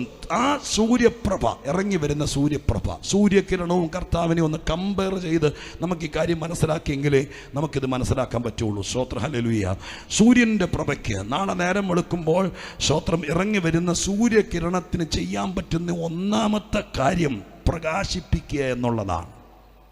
പ്രകാശിപ്പിക്കുക. സ്തോത്രം ഹല്ലേലൂയ എന്ന് പറഞ്ഞാൽ സ്തോത്രം ഇരുട്ട് നീക്കി വെളിച്ചമേകുക. ബൈബിളിനെ പ്രകാശിപ്പിക്കുക എന്നുള്ള അർത്ഥത്തിന് കുറേയും കൂടി ഡീപ്നെസ് ഉണ്ട്. അതിനൊരു വാക്യം ബൈബിളിൽ കിടക്കുന്നുണ്ട്. ഞാൻ പറഞ്ഞു വിടാം വാക്യം. യോഹന്നാൻ്റെ സുവിശേഷം 1:9 ആ വാക്യം ഇങ്ങനെ പറയുന്നത്, ഏത് മനുഷ്യനെയും പ്രകാശിപ്പിക്കുന്ന സത്യ വെളിച്ചം ലോകത്തിലേക്ക് വന്നുകൊണ്ടിരുന്നു. ഞാൻ പറഞ്ഞ കാര്യമായിട്ട് ഒരു അല്പം കൂടി നിങ്ങൾക്ക് അറ്റാച്ച് ചെയ്യാൻ പറ്റുമോ ആ വാക്യം കൊണ്ട്? ഞാൻ പറഞ്ഞത്, സ്തോത്രം, ഉയരത്തിൽ നിന്നൊരു വെളിച്ചം ഭൂമിയിലേക്ക് വന്നു. സൂര്യകിരണം വരുന്നത് പോലെ തേജസ്സിന്റെ പ്രഭയായിട്ട് ഇവിടെ വന്നു എന്നാണ് എബ്രായ ലേഖനത്തിന്റെ എഴുത്തുകാരൻ പറയുന്നത്. നിങ്ങളുടെ കർത്താവ് ഈ ഭൂമിയിൽ വന്ന് മൺമറഞ്ഞു പോയവനല്ല. കഷ്ടം സഹിക്കുന്ന, പ്രയാസം സഹിക്കുന്ന എബ്രായ ക്രിസ്ത്യാനോട് പറയുകയാണ്, അവൻ അസ്തമിച്ചവനല്ല, അവൻ ഉയർത്തെഴുന്നേറ്റവനാണ്. ഇന്നും അനേകരെ പ്രകാശിപ്പിക്കുവാൻ അവൻ ഉയർത്തെഴുന്നേറ്റവനാണ്. ഹല്ലേലൂയ. പ്രകാശിപ്പിക്കുക എന്ന ആ വാക്ക് കണ്ടോ? അത് സ്തോത്രം, ഭൂമിയെ പ്രകാശിപ്പിക്കുക എന്നുള്ളതല്ല, ഏത് മനുഷ്യനെയും എന്ന് എഴുതിയിരിക്കുന്നത്. ഏത് മനുഷ്യനെയും. നാളെ സൂര്യൻ ഉദിക്കുമ്പോൾ ഒരാൾക്ക് വേണ്ടി മാത്രമല്ല. വെട്ടം വരുമ്പോൾ ഇവിടെ സ്തോത്രം ഇരുട്ട് മാറും. ഈ കടകളും കമ്പോളങ്ങളും വൃക്ഷങ്ങളും ഈ ഇവിടെ കാണുന്നതെല്ലാം കണ്ണിന് വിധേയപ്പെടും. ആ കൂടെ മനുഷ്യനെയും കാണാം, അത്രയേ ഉള്ളൂ. പക്ഷെ യേശുക്രിസ്തു എന്ന തേജസ്സിന്റെ പ്രഭയെക്കുറിച്ച് യോഹന്നാൻ എഴുതിയിരിക്കുകയാണ്. ആ കാടും പള്ളയും സ്തോത്രം അല്ലെങ്കിൽ മരവും മൃഗങ്ങളെയും മറ്റു കാര്യങ്ങളെ അല്ല, ഏത് മനുഷ്യനെയും പ്രകാശിപ്പിക്കുന്ന സ്തോത്രം. ഹല്ലേലൂയ. മനുഷ്യനെ പ്രകാശിപ്പിക്കുക എന്ന് പറയുമ്പോൾ അർത്ഥം പിന്നെയും മാറും. നമുക്ക് നേരെ ഒരു ടോർച്ച് അടിക്കുന്നതല്ല പറയുന്നത്. പ്രകാശിപ്പിക്കുക എന്ന് അവിടെ കൊടുത്തിരിക്കുന്ന വാക്കിന് അതിൻ്റെ ഒറിജിനൽ ഭാഷ എന്ന് പരിശോധിച്ചാൽ അതിന് കൊടുക്കുന്നൊരു വാക്കുണ്ട്, ഷൈൻ ചെയ്യുക എന്ന് പറയും. ഷൈൻ ചെയ്യുക എന്ന് പറയുന്നൊരു പഴയ ഇംഗ്ലീഷാണ്. അതിന് വേറൊരു ഒരർത്ഥം എടുക്കരുത്. നമ്മൾ പറയില്ലേ, ഒരു നന്നായിട്ട് ഒരു കുട്ടി നന്നായിട്ട് ഒരു കാര്യം പെർഫോം ചെയ്താൽ, സ്തോത്രം, പരീക്ഷയ്ക്ക് നന്നായിട്ട് എഴുതി സ്തോത്രം ഒരു 98% മാർക്ക് മേടിക്കുമ്പോൾ ആ വർഷത്തെ പരീക്ഷയിൽ കുഞ്ഞ് നന്നായി ഷൈൻ ചെയ്തു. ഒരു സ്റ്റേജ് പ്രോഗ്രാമിൽ നന്നായിട്ട് പാടി അല്ലെങ്കിൽ നന്നായിട്ടൊരു കാര്യം അവതരിപ്പിച്ചപ്പോൾ അവതരണവും കാര്യങ്ങളെല്ലാം കൂടി ചേർന്ന് വരുമ്പോൾ സാധാരണ പറയാറുണ്ട്, ഷൈൻ ചെയ്തു. സ്തോത്രം, ഹല്ലേലൂയ, ഷൈൻ ചെയ്തു. യേശുക്രിസ്തു എന്ന തേജസ്സിന്റെ പ്രഭ മനുഷ്യനെ ഇന്നുള്ളതിനേക്കാൾ ഷൈനിങ് ഉള്ളവനാക്കി മാറ്റും എന്ന് പറഞ്ഞാൽ മനസ്സിലായോ? കുറച്ചുകൂടെ പറയാം. സ്തോത്രം, അപ്പൻ എന്ന നിലയിൽ ഇവിടെ ഇരിക്കുന്ന പലരും അപ്പന്മാരല്ലേ? സ്തോത്രം, യേശുക്രിസ്തു എന്ന ആ തേജസ്സിന്റെ പ്രഭ നമ്മുടെ മേൽ തട്ടിയാൽ, നമ്മെ സഹായിക്കാൻ തുടങ്ങിയാൽ, അപ്പൻ എന്ന പദവിയിൽ നമുക്ക് കുറേയും കൂടി മെച്ചപ്പെടാന്ന്. സ്തോത്രം. എനിക്ക് തോന്നുന്നു ലോകത്തിലേക്ക് ഏറ്റവും നല്ല അപ്പന്മാരാണ് നമ്മളെന്നുള്ള ചിന്തയിലാണ് നമ്മളിരിക്കുന്നത്. അത് പിള്ളേരോട് ചോദിച്ചാലേ അറിയുള്ളൂ. സ്തോത്രം. ഭർത്താവ് എന്ന സ്ഥിതിയിൽ, ഭാര്യ എന്ന സ്ഥിതിയിൽ യേശു ഒരുവനെ പ്രകാശിപ്പിക്കാൻ തുടങ്ങുമ്പോൾ നമ്മൾ മെച്ചപ്പെടാൻ തുടങ്ങും. എത്രയോ വീടുകൾ സംഭവിച്ചു. കലഹവും മദ്യപാനവും സ്നേഹമില്ലായ്മയും തമ്മിപ്പിരിഞ്ഞും ഡിവോഴ്സിന്റെ വക്കിലെത്തിയും ഇനി ഒരിക്കലും ചേരാതെ വണ്ണം അകന്നുപോയതിനെ മാജിക്കും മന്ത്രം കൊണ്ടല്ല, യേശുക്രിസ്തുവിനെ കുറിച്ച് പറഞ്ഞുകൊടുത്ത് അവരുടെ ഹൃദയത്തിലെ ഇരുട്ട് മാറ്റി അവരെ പ്രകാശിപ്പിച്ചപ്പോൾ, സ്തോത്രം, ഇനി യാതൊന്നിന്റെ സഹായമില്ലാതെ എത്രയോ പേര് പിന്നത്തേതി പറഞ്ഞിട്ടുണ്ട്. സ്തോത്രം, ഹല്ലേലൂയ. അദ്ദേഹം ആള് മാറിയപ്പോൾ, സ്തോത്രം, ഇത്രയും നല്ലൊരു മനുഷ്യൻ ലോകത്തിലില്ലെന്ന് തോന്നുന്നു. കാരണം എന്താ? യേശുവിനെ പ്രകാശിപ്പിച്ചു. പാസ്റ്റർ എന്ന നിലയിൽ ഞാൻ എന്നോട് പറയാറുണ്ട്, സ്തോത്രം, ഹല്ലേലൂയ, ഇത് നമ്മുടെ കഴിവിന്റെയും ശുശ്രൂഷയുടെയും അൾട്ടിമേറ്റ് ഒന്നും അല്ല. കർത്താവ് കുറച്ചുകൂടെ പ്രകാശിപ്പിച്ചാൽ, കുറച്ചുകൂടെ കൃപ തന്നാൽ, കുറച്ചുകൂടെ വരം തന്നാൽ, ഇന്നീ കാണുന്നതൊന്നും അല്ല നമ്മള്. യേശു പ്രകാശിപ്പിക്കാൻ തുടങ്ങിയാൽ, സ്തോത്രം, അതിന് അതിരുകളില്ലാതെയാകുന്നു. ഒരു സഭയെ, ഒരു നാട്ടിൽ ഈ കർത്താവ് പ്രകാശിപ്പിക്കാൻ തുടങ്ങിയാൽ, സ്തോത്രം, ഹല്ലേലൂയ, അവരെ മാനിക്കാൻ തുടങ്ങിയാൽ, അവരെ പെർഫോം ചെയ്യിപ്പിക്കാൻ തുടങ്ങിയാൽ, പിന്നെ ആർക്കും അവരെ ഒതുക്കി വെക്കാൻ പറ്റിയല്ല.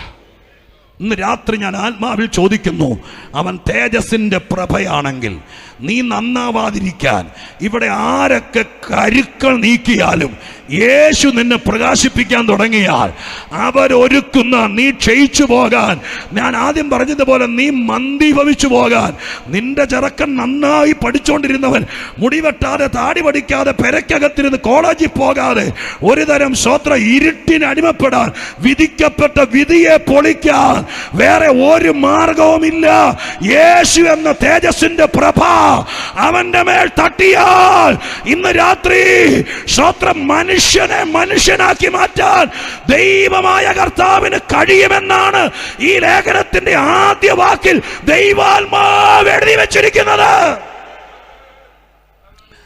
അതുകൊണ്ട് ഇന്ന് രാത്രികാലം ജീവിതത്തിൽ 40 50 പിന്നിട്ടാലും പുറകോട്ട് നോക്കുമ്പോൾ പഠിക്കാൻ പോയ കാലത്ത് അത്രയും പഠിക്കാൻ പറ്റിയില്ല, ഒരുപക്ഷെ അത്രയും നമുക്ക് ശോഭിക്കാൻ പറ്റിയില്ല.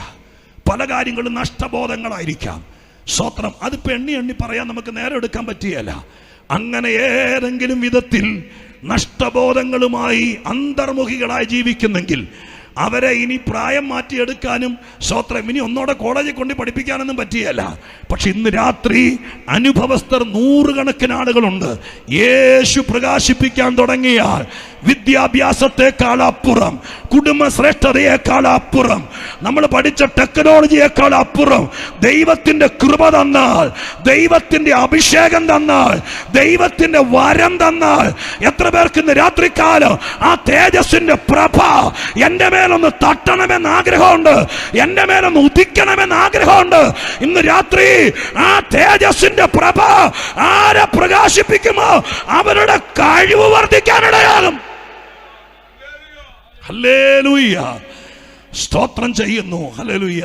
എൻ്റെ യാത്രയിൽ എത്രയോ ആളുകളെ ഞാൻ കണ്ടുമുട്ടിയിട്ടുണ്ടെന്നറിയാമോ?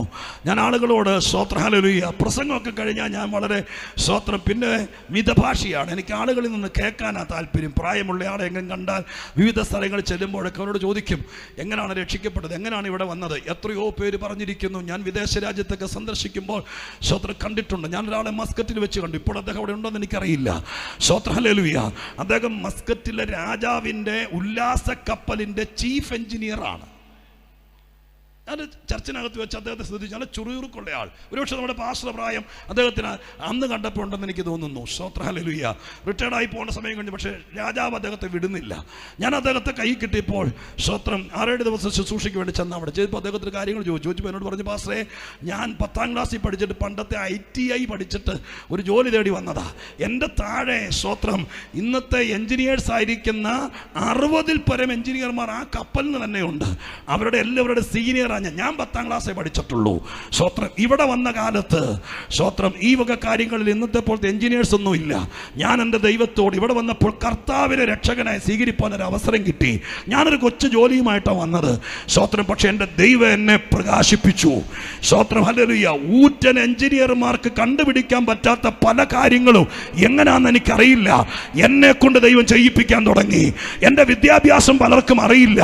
പക്ഷെ ദൈവം എന്നെ പ്രകാശിപ്പിക്കാൻ തുടങ്ങിയപ്പോൾ ഞാൻ പഴയ 10ാം ക്ലാസ് ആണെങ്കിലും ഇന്നത്തെ പല ഉന്നതന്മാരുടെ മീതെ സ്വർഗം എന്നെ പ്രകാശിപ്പിച്ചു. ഇത് വെറും കഥയല്ല. തപ്പിയിറങ്ങിയാൽ ആയിരക്കണക്കിന് ആളുകളെ യേശു പ്രകാശിപ്പിച്ചവരെ ഇന്നും കൊട്ടാരക്കര കണ്ടെത്താൻ പറ്റും.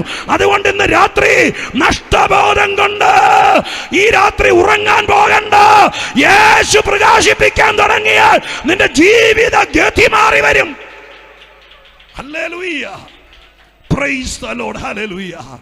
ആ തേജസ്സിന്റെ പ്രഭയ്ക്കകത്ത് പ്രകാശിപ്പിക്കാനുള്ള സ്തോത്രം ഹല്ലേലൂയ പ്രകാശമുണ്ട്. തീർന്നില്ല. ഈ സൂര്യകിരണം നാളെ രാവിലെ ഇറങ്ങി വരുന്ന സൂര്യരശ്മി ഉണ്ടല്ലോ, ആ സൂര്യകിരണത്തിനകത്ത് ശക്തിയുണ്ട്. ശക്തി, പവർ.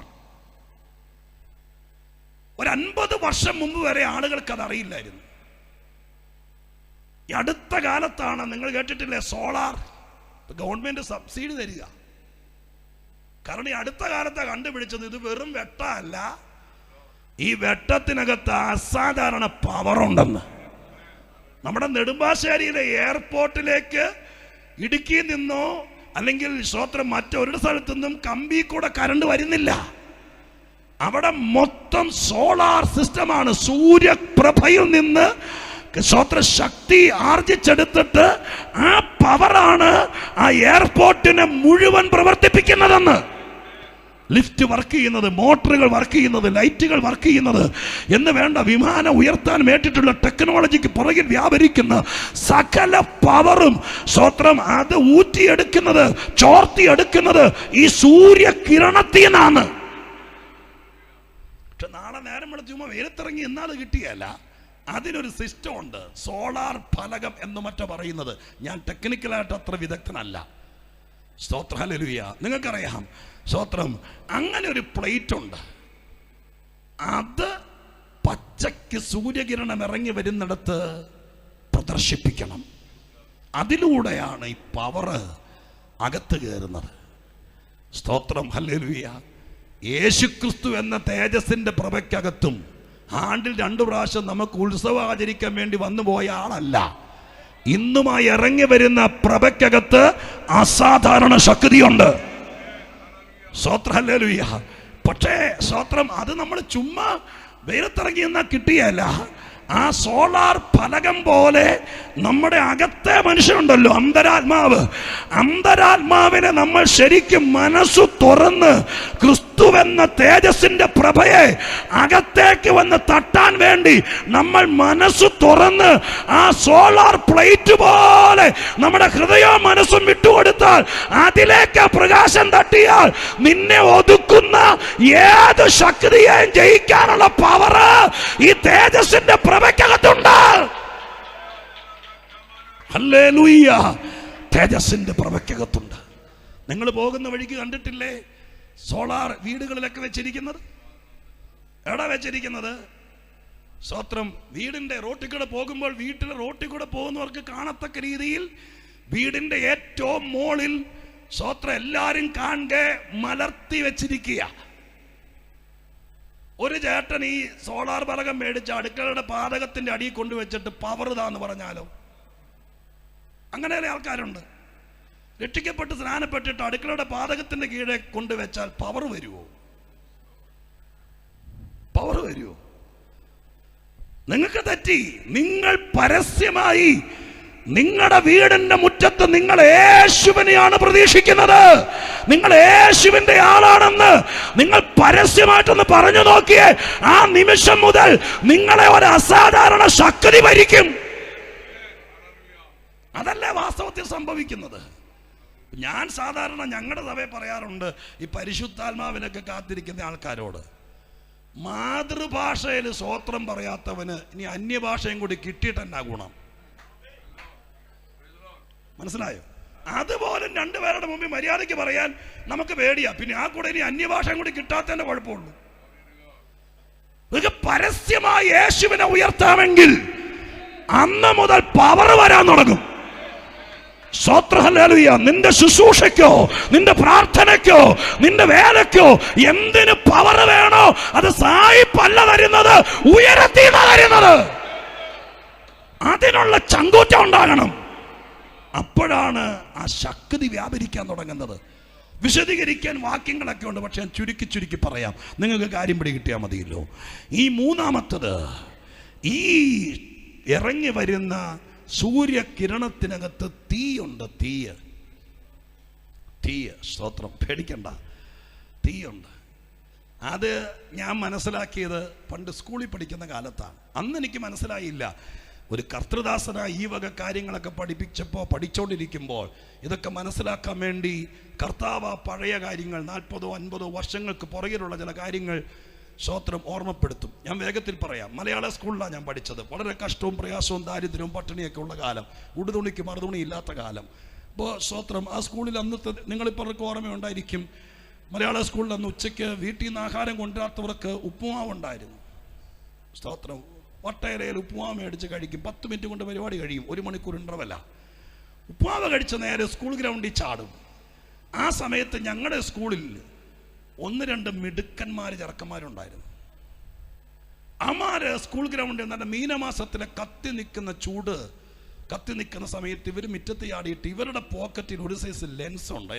എൻ്റെ ലെൻസ് എന്ന് പറയാൻ അറിയില്ല, ഒരു വട്ടത്തിലൊരു ലെൻസാ. ട്യൂമാര് വലിയ മുമ്പിൽ വന്നിട്ട് പറയും, തീപ്പെട്ടിയില്ലാതെ തീയില്ലാതെ ഇപ്പോൾ സ്തോത്രം ഇവിടെ തീ പിടിപ്പിക്കാൻ പോവാണ്. ആ പിള്ളേരെല്ലാം കൂടി വട്ടം കൂടും. ഈ ചെറുക്കന്മാരെ ഞങ്ങളന്ന് കണ്ടുകൊണ്ടിരുന്നത് ഐസക് ന്യൂട്ടനെ പോലെയാണ്. കാരണം ഇവൻ ഭയങ്കര ശാസ്ത്രജ്ഞനെ പോലെ പറയുന്നു, നമുക്കറിയില്ല. ആ പിള്ളേരെല്ലാം വട്ടം കൂടുമ്പോൾ അവൻ താഴെ കിടക്കുന്ന കരിയിലെയും കടലാസെല്ലാം പിറക്കിയിട്ടിട്ട് ഇവൻ്റെ പോക്കറ്റിൽ കിടക്കുന്ന ലെൻസ് കുറച്ചു നേരം ആ ഇറങ്ങി വരുന്ന സൂര്യകിരണത്തിന് താഴെ ഇങ്ങനെ പിടിച്ചു കൊടുക്കുമ്പോൾ, നോക്കിക്കൊണ്ട് നിൽക്കുമ്പോൾ താഴെ കിടക്കുന്ന കടലാസും പേപ്പറും കത്താൻ തുടങ്ങും. മലയാള സ്കൂളിൽ പഠിക്കണമായിരുന്നു ഇതൊക്കെ കാണണമെങ്കിൽ. സ്തോത്രം. കണ്ടിട്ടുള്ളവർക്കായി സ്തോത്രം. മനസ്സിലായോ?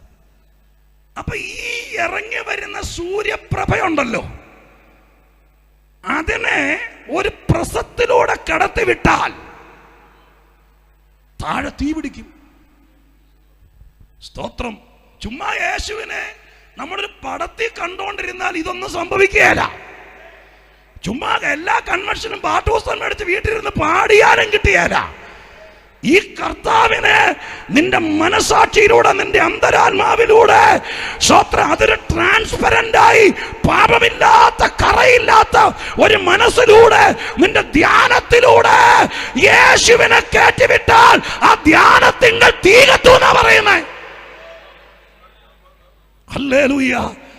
ഇന്ന് രാത്രി എബ്രായ ക്രിസ്ത്യാനികളോട് പരിശുദ്ധാത്മാവിൽ പറയുകയാണ്, നിങ്ങൾ പേടിക്കരുത്.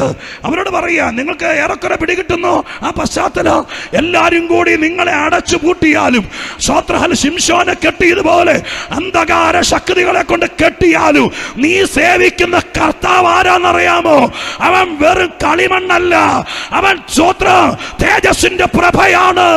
അവന്റെ അകത്ത് തീയുണ്ട്.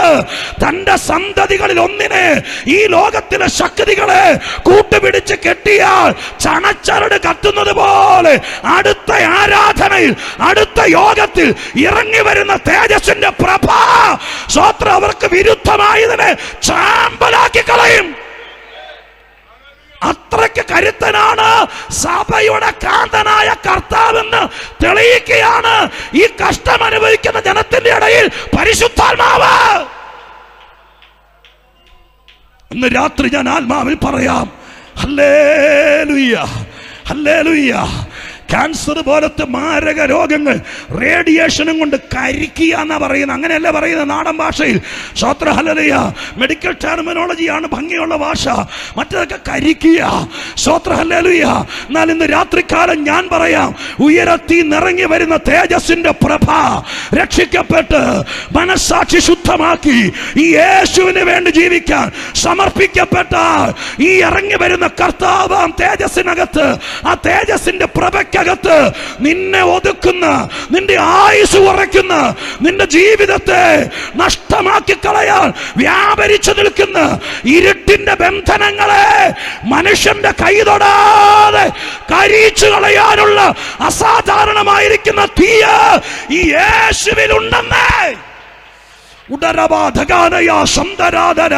അയ്യോ കർത്താവേ, ഈ നാട്ടിൽ ചിലരിത് അറിഞ്ഞിരുന്നെങ്കിൽ, യേശുവിനെ നന്നായി മനസ്സിലാക്കിയിരുന്നെങ്കിൽ.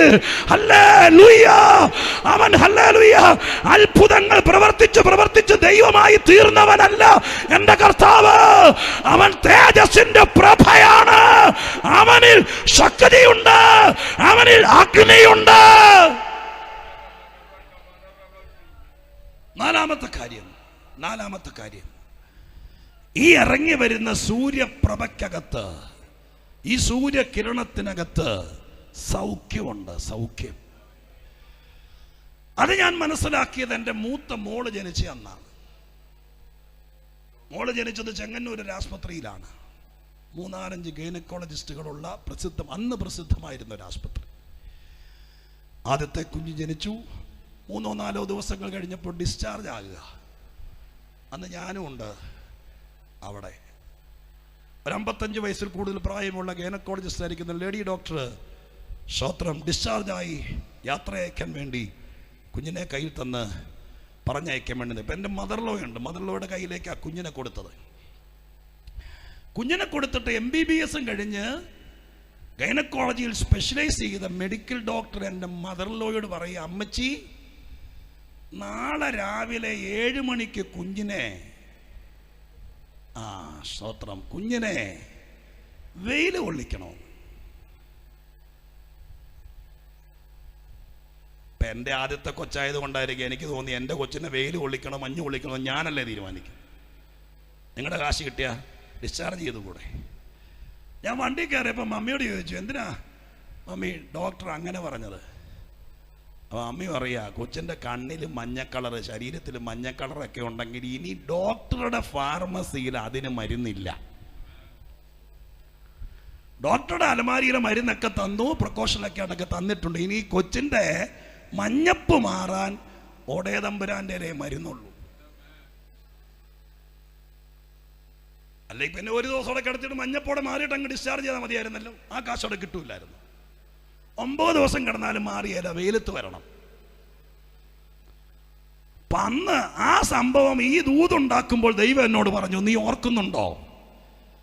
അന്ന് പരിശുദ്ധാത്മാവ് എന്നോട് പറഞ്ഞു, MBBS ഡോക്ടർ മഞ്ഞക്കളർ മാറുന്നതിന് ഇതിനകത്ത് മരുന്നുള്ളെന്നാണ് പറഞ്ഞത്.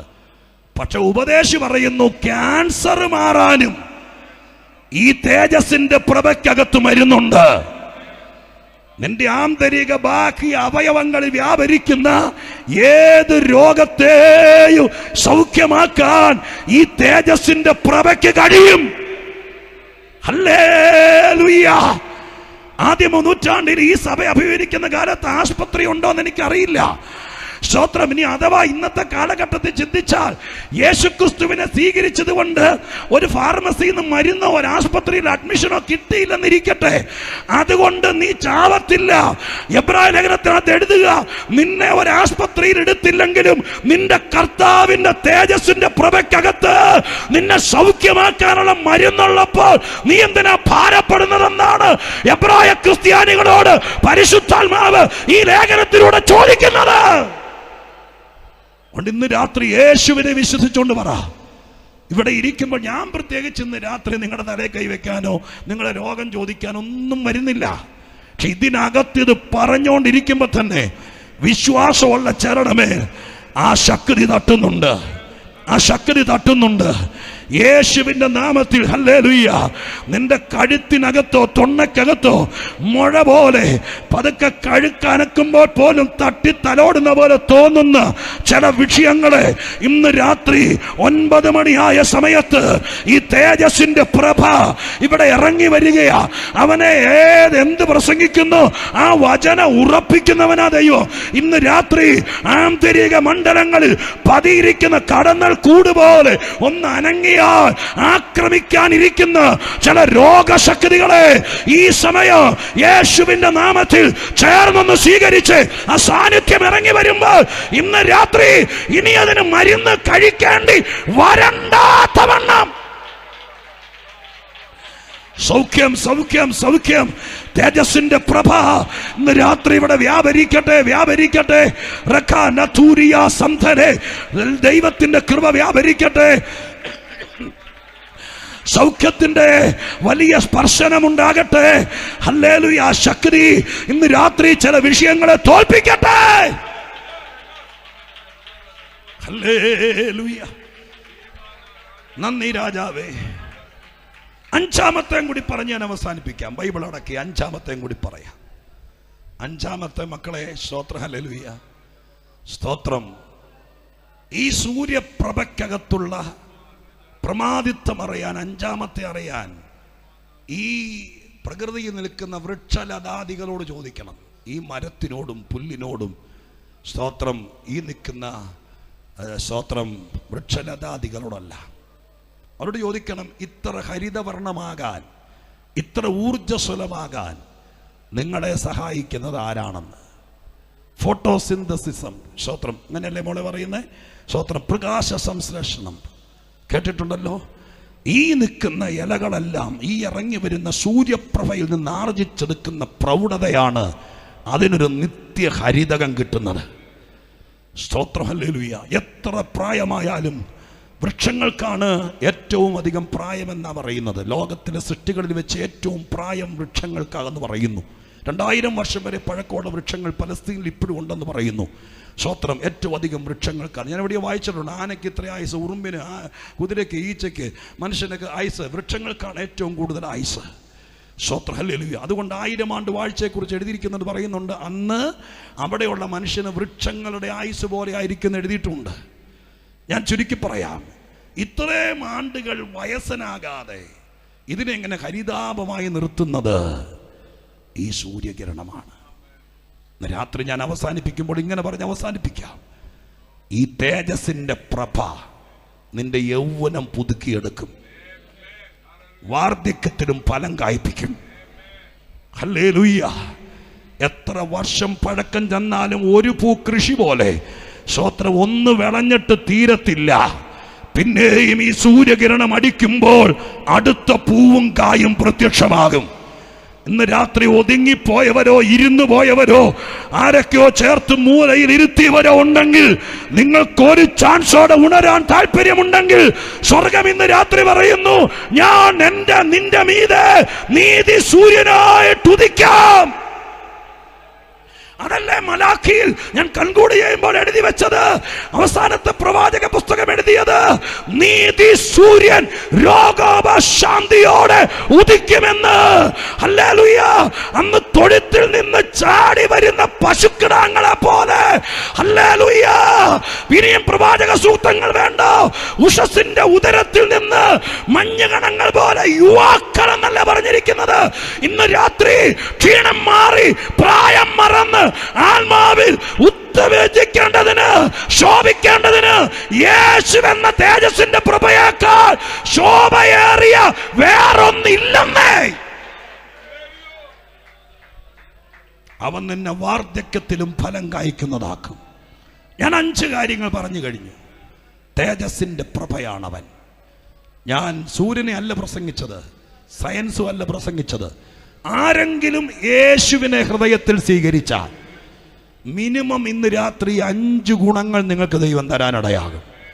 കർത്താവിന് വേണ്ടി ധൈര്യത്തോടെ നിൽക്കാൻ തയ്യാറായാൽ, സാറ്റ് കളിക്കുകയല്ല, ഒളിച്ചു കളിക്കുകയല്ല, ഇന്ന് രാത്രി ഞാൻ യേശുവിനെ അറിഞ്ഞു, എൻ്റെ കർത്താവെ, അറിഞ്ഞതിൻ്റെ ഗുണം ഇതുവരെ ഉണ്ടായില്ല, എന്നാൽ ഈ രാത്രി ഞാൻ കർത്താവിൻ്റെ സാക്ഷിയാകാൻ, എൻ്റെ ദൈവത്തിന് വേണ്ടി എൻ്റെ നാട്ടുകാരുടെയും വീട്ടുകാരുടെയും നടുവിൽ നിൽക്കാൻ ഞാൻ എന്നെ തന്നെ സമർപ്പിക്കുന്നു എന്ന് പറഞ്ഞാൽ, നിന്റെ വീട്ടിലേക്കൊരു പുതിയ സപ്ലൈ ഇന്ന് ദൈവം തരികയാ. അത് സ്തോത്രം, ഹല്ലേലൂയ. ഈ ലോകത്തിൽ നിന്ന്, മണ്ണിൽ നിന്നല്ല, വിണ്ണിലെ പവറ് നിന്നിലൂടെ നിന്റെ കുടുംബത്തിൽ വ്യാപരിക്കാൻ ആരംഭിക്കും. ആ ശക്തി പല വിഷയങ്ങളെ തോൽപ്പിക്കും. ഈ പ്രഥമ രാത്രി യേശു തേജസ്സിന്റെ പ്രഭയാണെന്ന് പറയാൻ ഒരു പ്രേരണ എനിക്ക് ലഭിച്ചു. അതെൻ്റെ കഴിവിൻ്റെ പരമാവധി ഞാൻ നീലേശ്വരത്ത് പറഞ്ഞിട്ടുണ്ട്. ഒരു കൃഷിക്കാരൻ വിത്ത് വിതയ്ക്കുന്നത് പോലെ സ്തോത്രം, ഞാൻ ഈ നാടാകുന്ന വയലിൽ വിതച്ചിട്ട് പോകുകയാണ്. ഇതിവിടെ കെട്ടുപോകത്തില്ല. ഇന്നല്ലെങ്കിൽ നാളെ ഈ പ്രഭ ആരുടെയെങ്കിലും മേൽ തട്ടാതിരിക്കില്ല. സ്വർഗം അത് ചെയ്യാതിരിക്കില്ല. യേശുവിന്റെ നാമത്തിൽ ഇതൊരു പുതിയ തുടക്കമാകട്ടെ, ഇതൊരു പുതിയ ഊർജമാകട്ടെ, ഇതൊരു പുതിയ പ്രകാശമാകട്ടെ. അത് സംഭവിക്കുമെന്ന് വിശ്വസിക്കുന്നവർ ആ കരമുയർത്തി ദൈവത്തെ സ്തുതിച്ചാട്ടെ. ആ കരമുയർത്തിയവർ 1 മിനിറ്റ് എഴുന്നേറ്റ് നിൽക്കാമോ? 1 മിനിറ്റ് എഴുന്നേറ്റ് നിൽക്കാമോ? നമുക്ക് ഈ നാടിന് വേണ്ടി ഒന്നിച്ചൊന്ന് പ്രാർത്ഥിച്ചിട്ടിരിക്കാം. 1 മിനിറ്റ് എഴുന്നേറ്റ് നിൽക്കാമോ? എഴുന്നേറ്റ് നിൽക്കാമോ? ഇന്ന് രാത്രികാലം, ഹല്ലേലൂയ, ഒരു പ്രഥമ ദിവസമായതുകൊണ്ട് 5-6 മിനിറ്റ് മുമ്പിലേക്ക് പോയി. എങ്കിലും ഒരു വാക്ക് പ്രാർത്ഥിക്കാൻ മനസ്സുള്ളവർ ഈ രാത്രികാലം ഒരിക്കൽ കൂടി കർത്താവിലേക്ക് ഏൽപ്പിക്കുക. ഈ 5 കാര്യങ്ങളിൽ ഏതെങ്കിലും ഒന്ന്, കുഞ്ഞുങ്ങളടക്കം കണ്ണുകൾ അടച്ച് ഈ സമയത്ത് നിങ്ങൾ ദൈവസന്നിധിയിൽ 1 നിമിഷം കൂടി പ്രാർത്ഥിച്ചേ. എന്നിട്ട് പറഞ്ഞേ, കർത്താവേ, എനിക്ക് കുറച്ചുകൂടെ ശോഭിക്കണം. മക്കളെ, ആത്മാർത്ഥമായി പ്രാർത്ഥിക്കുക. നീ യേശുവിനെ ഹൃദയത്തിൽ സ്വീകരിച്ചുകൊണ്ട് പ്രാർത്ഥിക്കുക. പല വിഷയങ്ങളും എനിക്ക് പഠിച്ചിട്ട് എൻ്റെ തലയിൽ കയറുന്നില്ല. പല കാര്യങ്ങളും എന്നെ ഏൽപ്പിക്കും. ജോലി ചെയ്യുന്നവരാരെങ്കിലും സ്ഥിരമായി നിന്റെ മേലുദ്യോഗസ്ഥനിൽ നിന്ന് വഴക്ക് കേൾക്കുകയും നീ മടുത്ത് എങ്ങനെയെങ്കിലും ഇട്ടിട്ട് പോന്നാൽ മതി എന്നൊരു തോന്നൽ നിന്റെ മനസ്സിലുണ്ടാകുന്നെങ്കിൽ വിട്ടിട്ട് പോരരുത്. നിന്നെ ഏൽപ്പിച്ച ഉത്തരവാദിത്വത്തിൽ നിന്നെ പ്രകാശിപ്പിക്കുന്നൊരു ദൈവമുണ്ട്. ഞാൻ ദൈവത്തോട് പറ, എന്നെ കൊണ്ട് ഒക്കുന്നില്ല. അവൻ നിന്നെ മിസ്രയീമിൽ യോസേപ്പിനെ മാനിച്ചതുപോലെ നീ ചെന്നിരിക്കുന്ന രാജ്യത്ത് മാനിക്കുമെന്ന്. അത് അനുഭവിക്കുന്നവരുടെ അനുഭവ സാക്ഷ്യം ചേർത്തായി പറയുന്നത്. നിന്റെ ജീവിതത്തിൽ ഏതൊക്കെ പവർ നിന്നെ വല്ലാതെ ആക്രമിക്കുന്നു, നിനക്കറിയില്ല എങ്ങനെ രക്ഷപ്പെടുമെന്ന്. ഈ തേജസ്സിന്റെ പ്രഭയ്ക്കകത്ത് ആ ശക്തിയുണ്ട്. ഈ തേജസ്സിന്റെ പ്രഭയ്ക്കകത്ത് ഏത് ബന്ധനവും കരിച്ചു കളയുന്ന തീയുണ്ട്. ഈ തേജസ്സിന്റെ പ്രഭയ്ക്കകത്ത് സൗഖ്യമുണ്ട്. ഈ തേജസ്സിന്റെ പ്രഭയ്ക്കകത്ത് നിന്റെ യൗവനം പുതുക്കുന്ന ഹരിതാവമായിരിക്കുന്ന അന്തരീക്ഷമുണ്ട്. ഏത് വേണമെന്നൊരു വാക്ക് ദൈവത്തോട് പറഞ്ഞാൽ മതി, ബാക്കി കർത്താവേക്കും. കണ്ണടയ്ക്ക്. ബലഹീനത മാറട്ടെ, ശരീരങ്ങൾ ബലപ്പെടട്ടെ, ആത്മാവിൽ ഉണരട്ടെ, ശുശ്രൂഷകൾ തെളിയട്ടെ, നമ്മുടെ കാലഘട്ടം അനുഗ്രഹ കാലമായി മാറട്ടെ.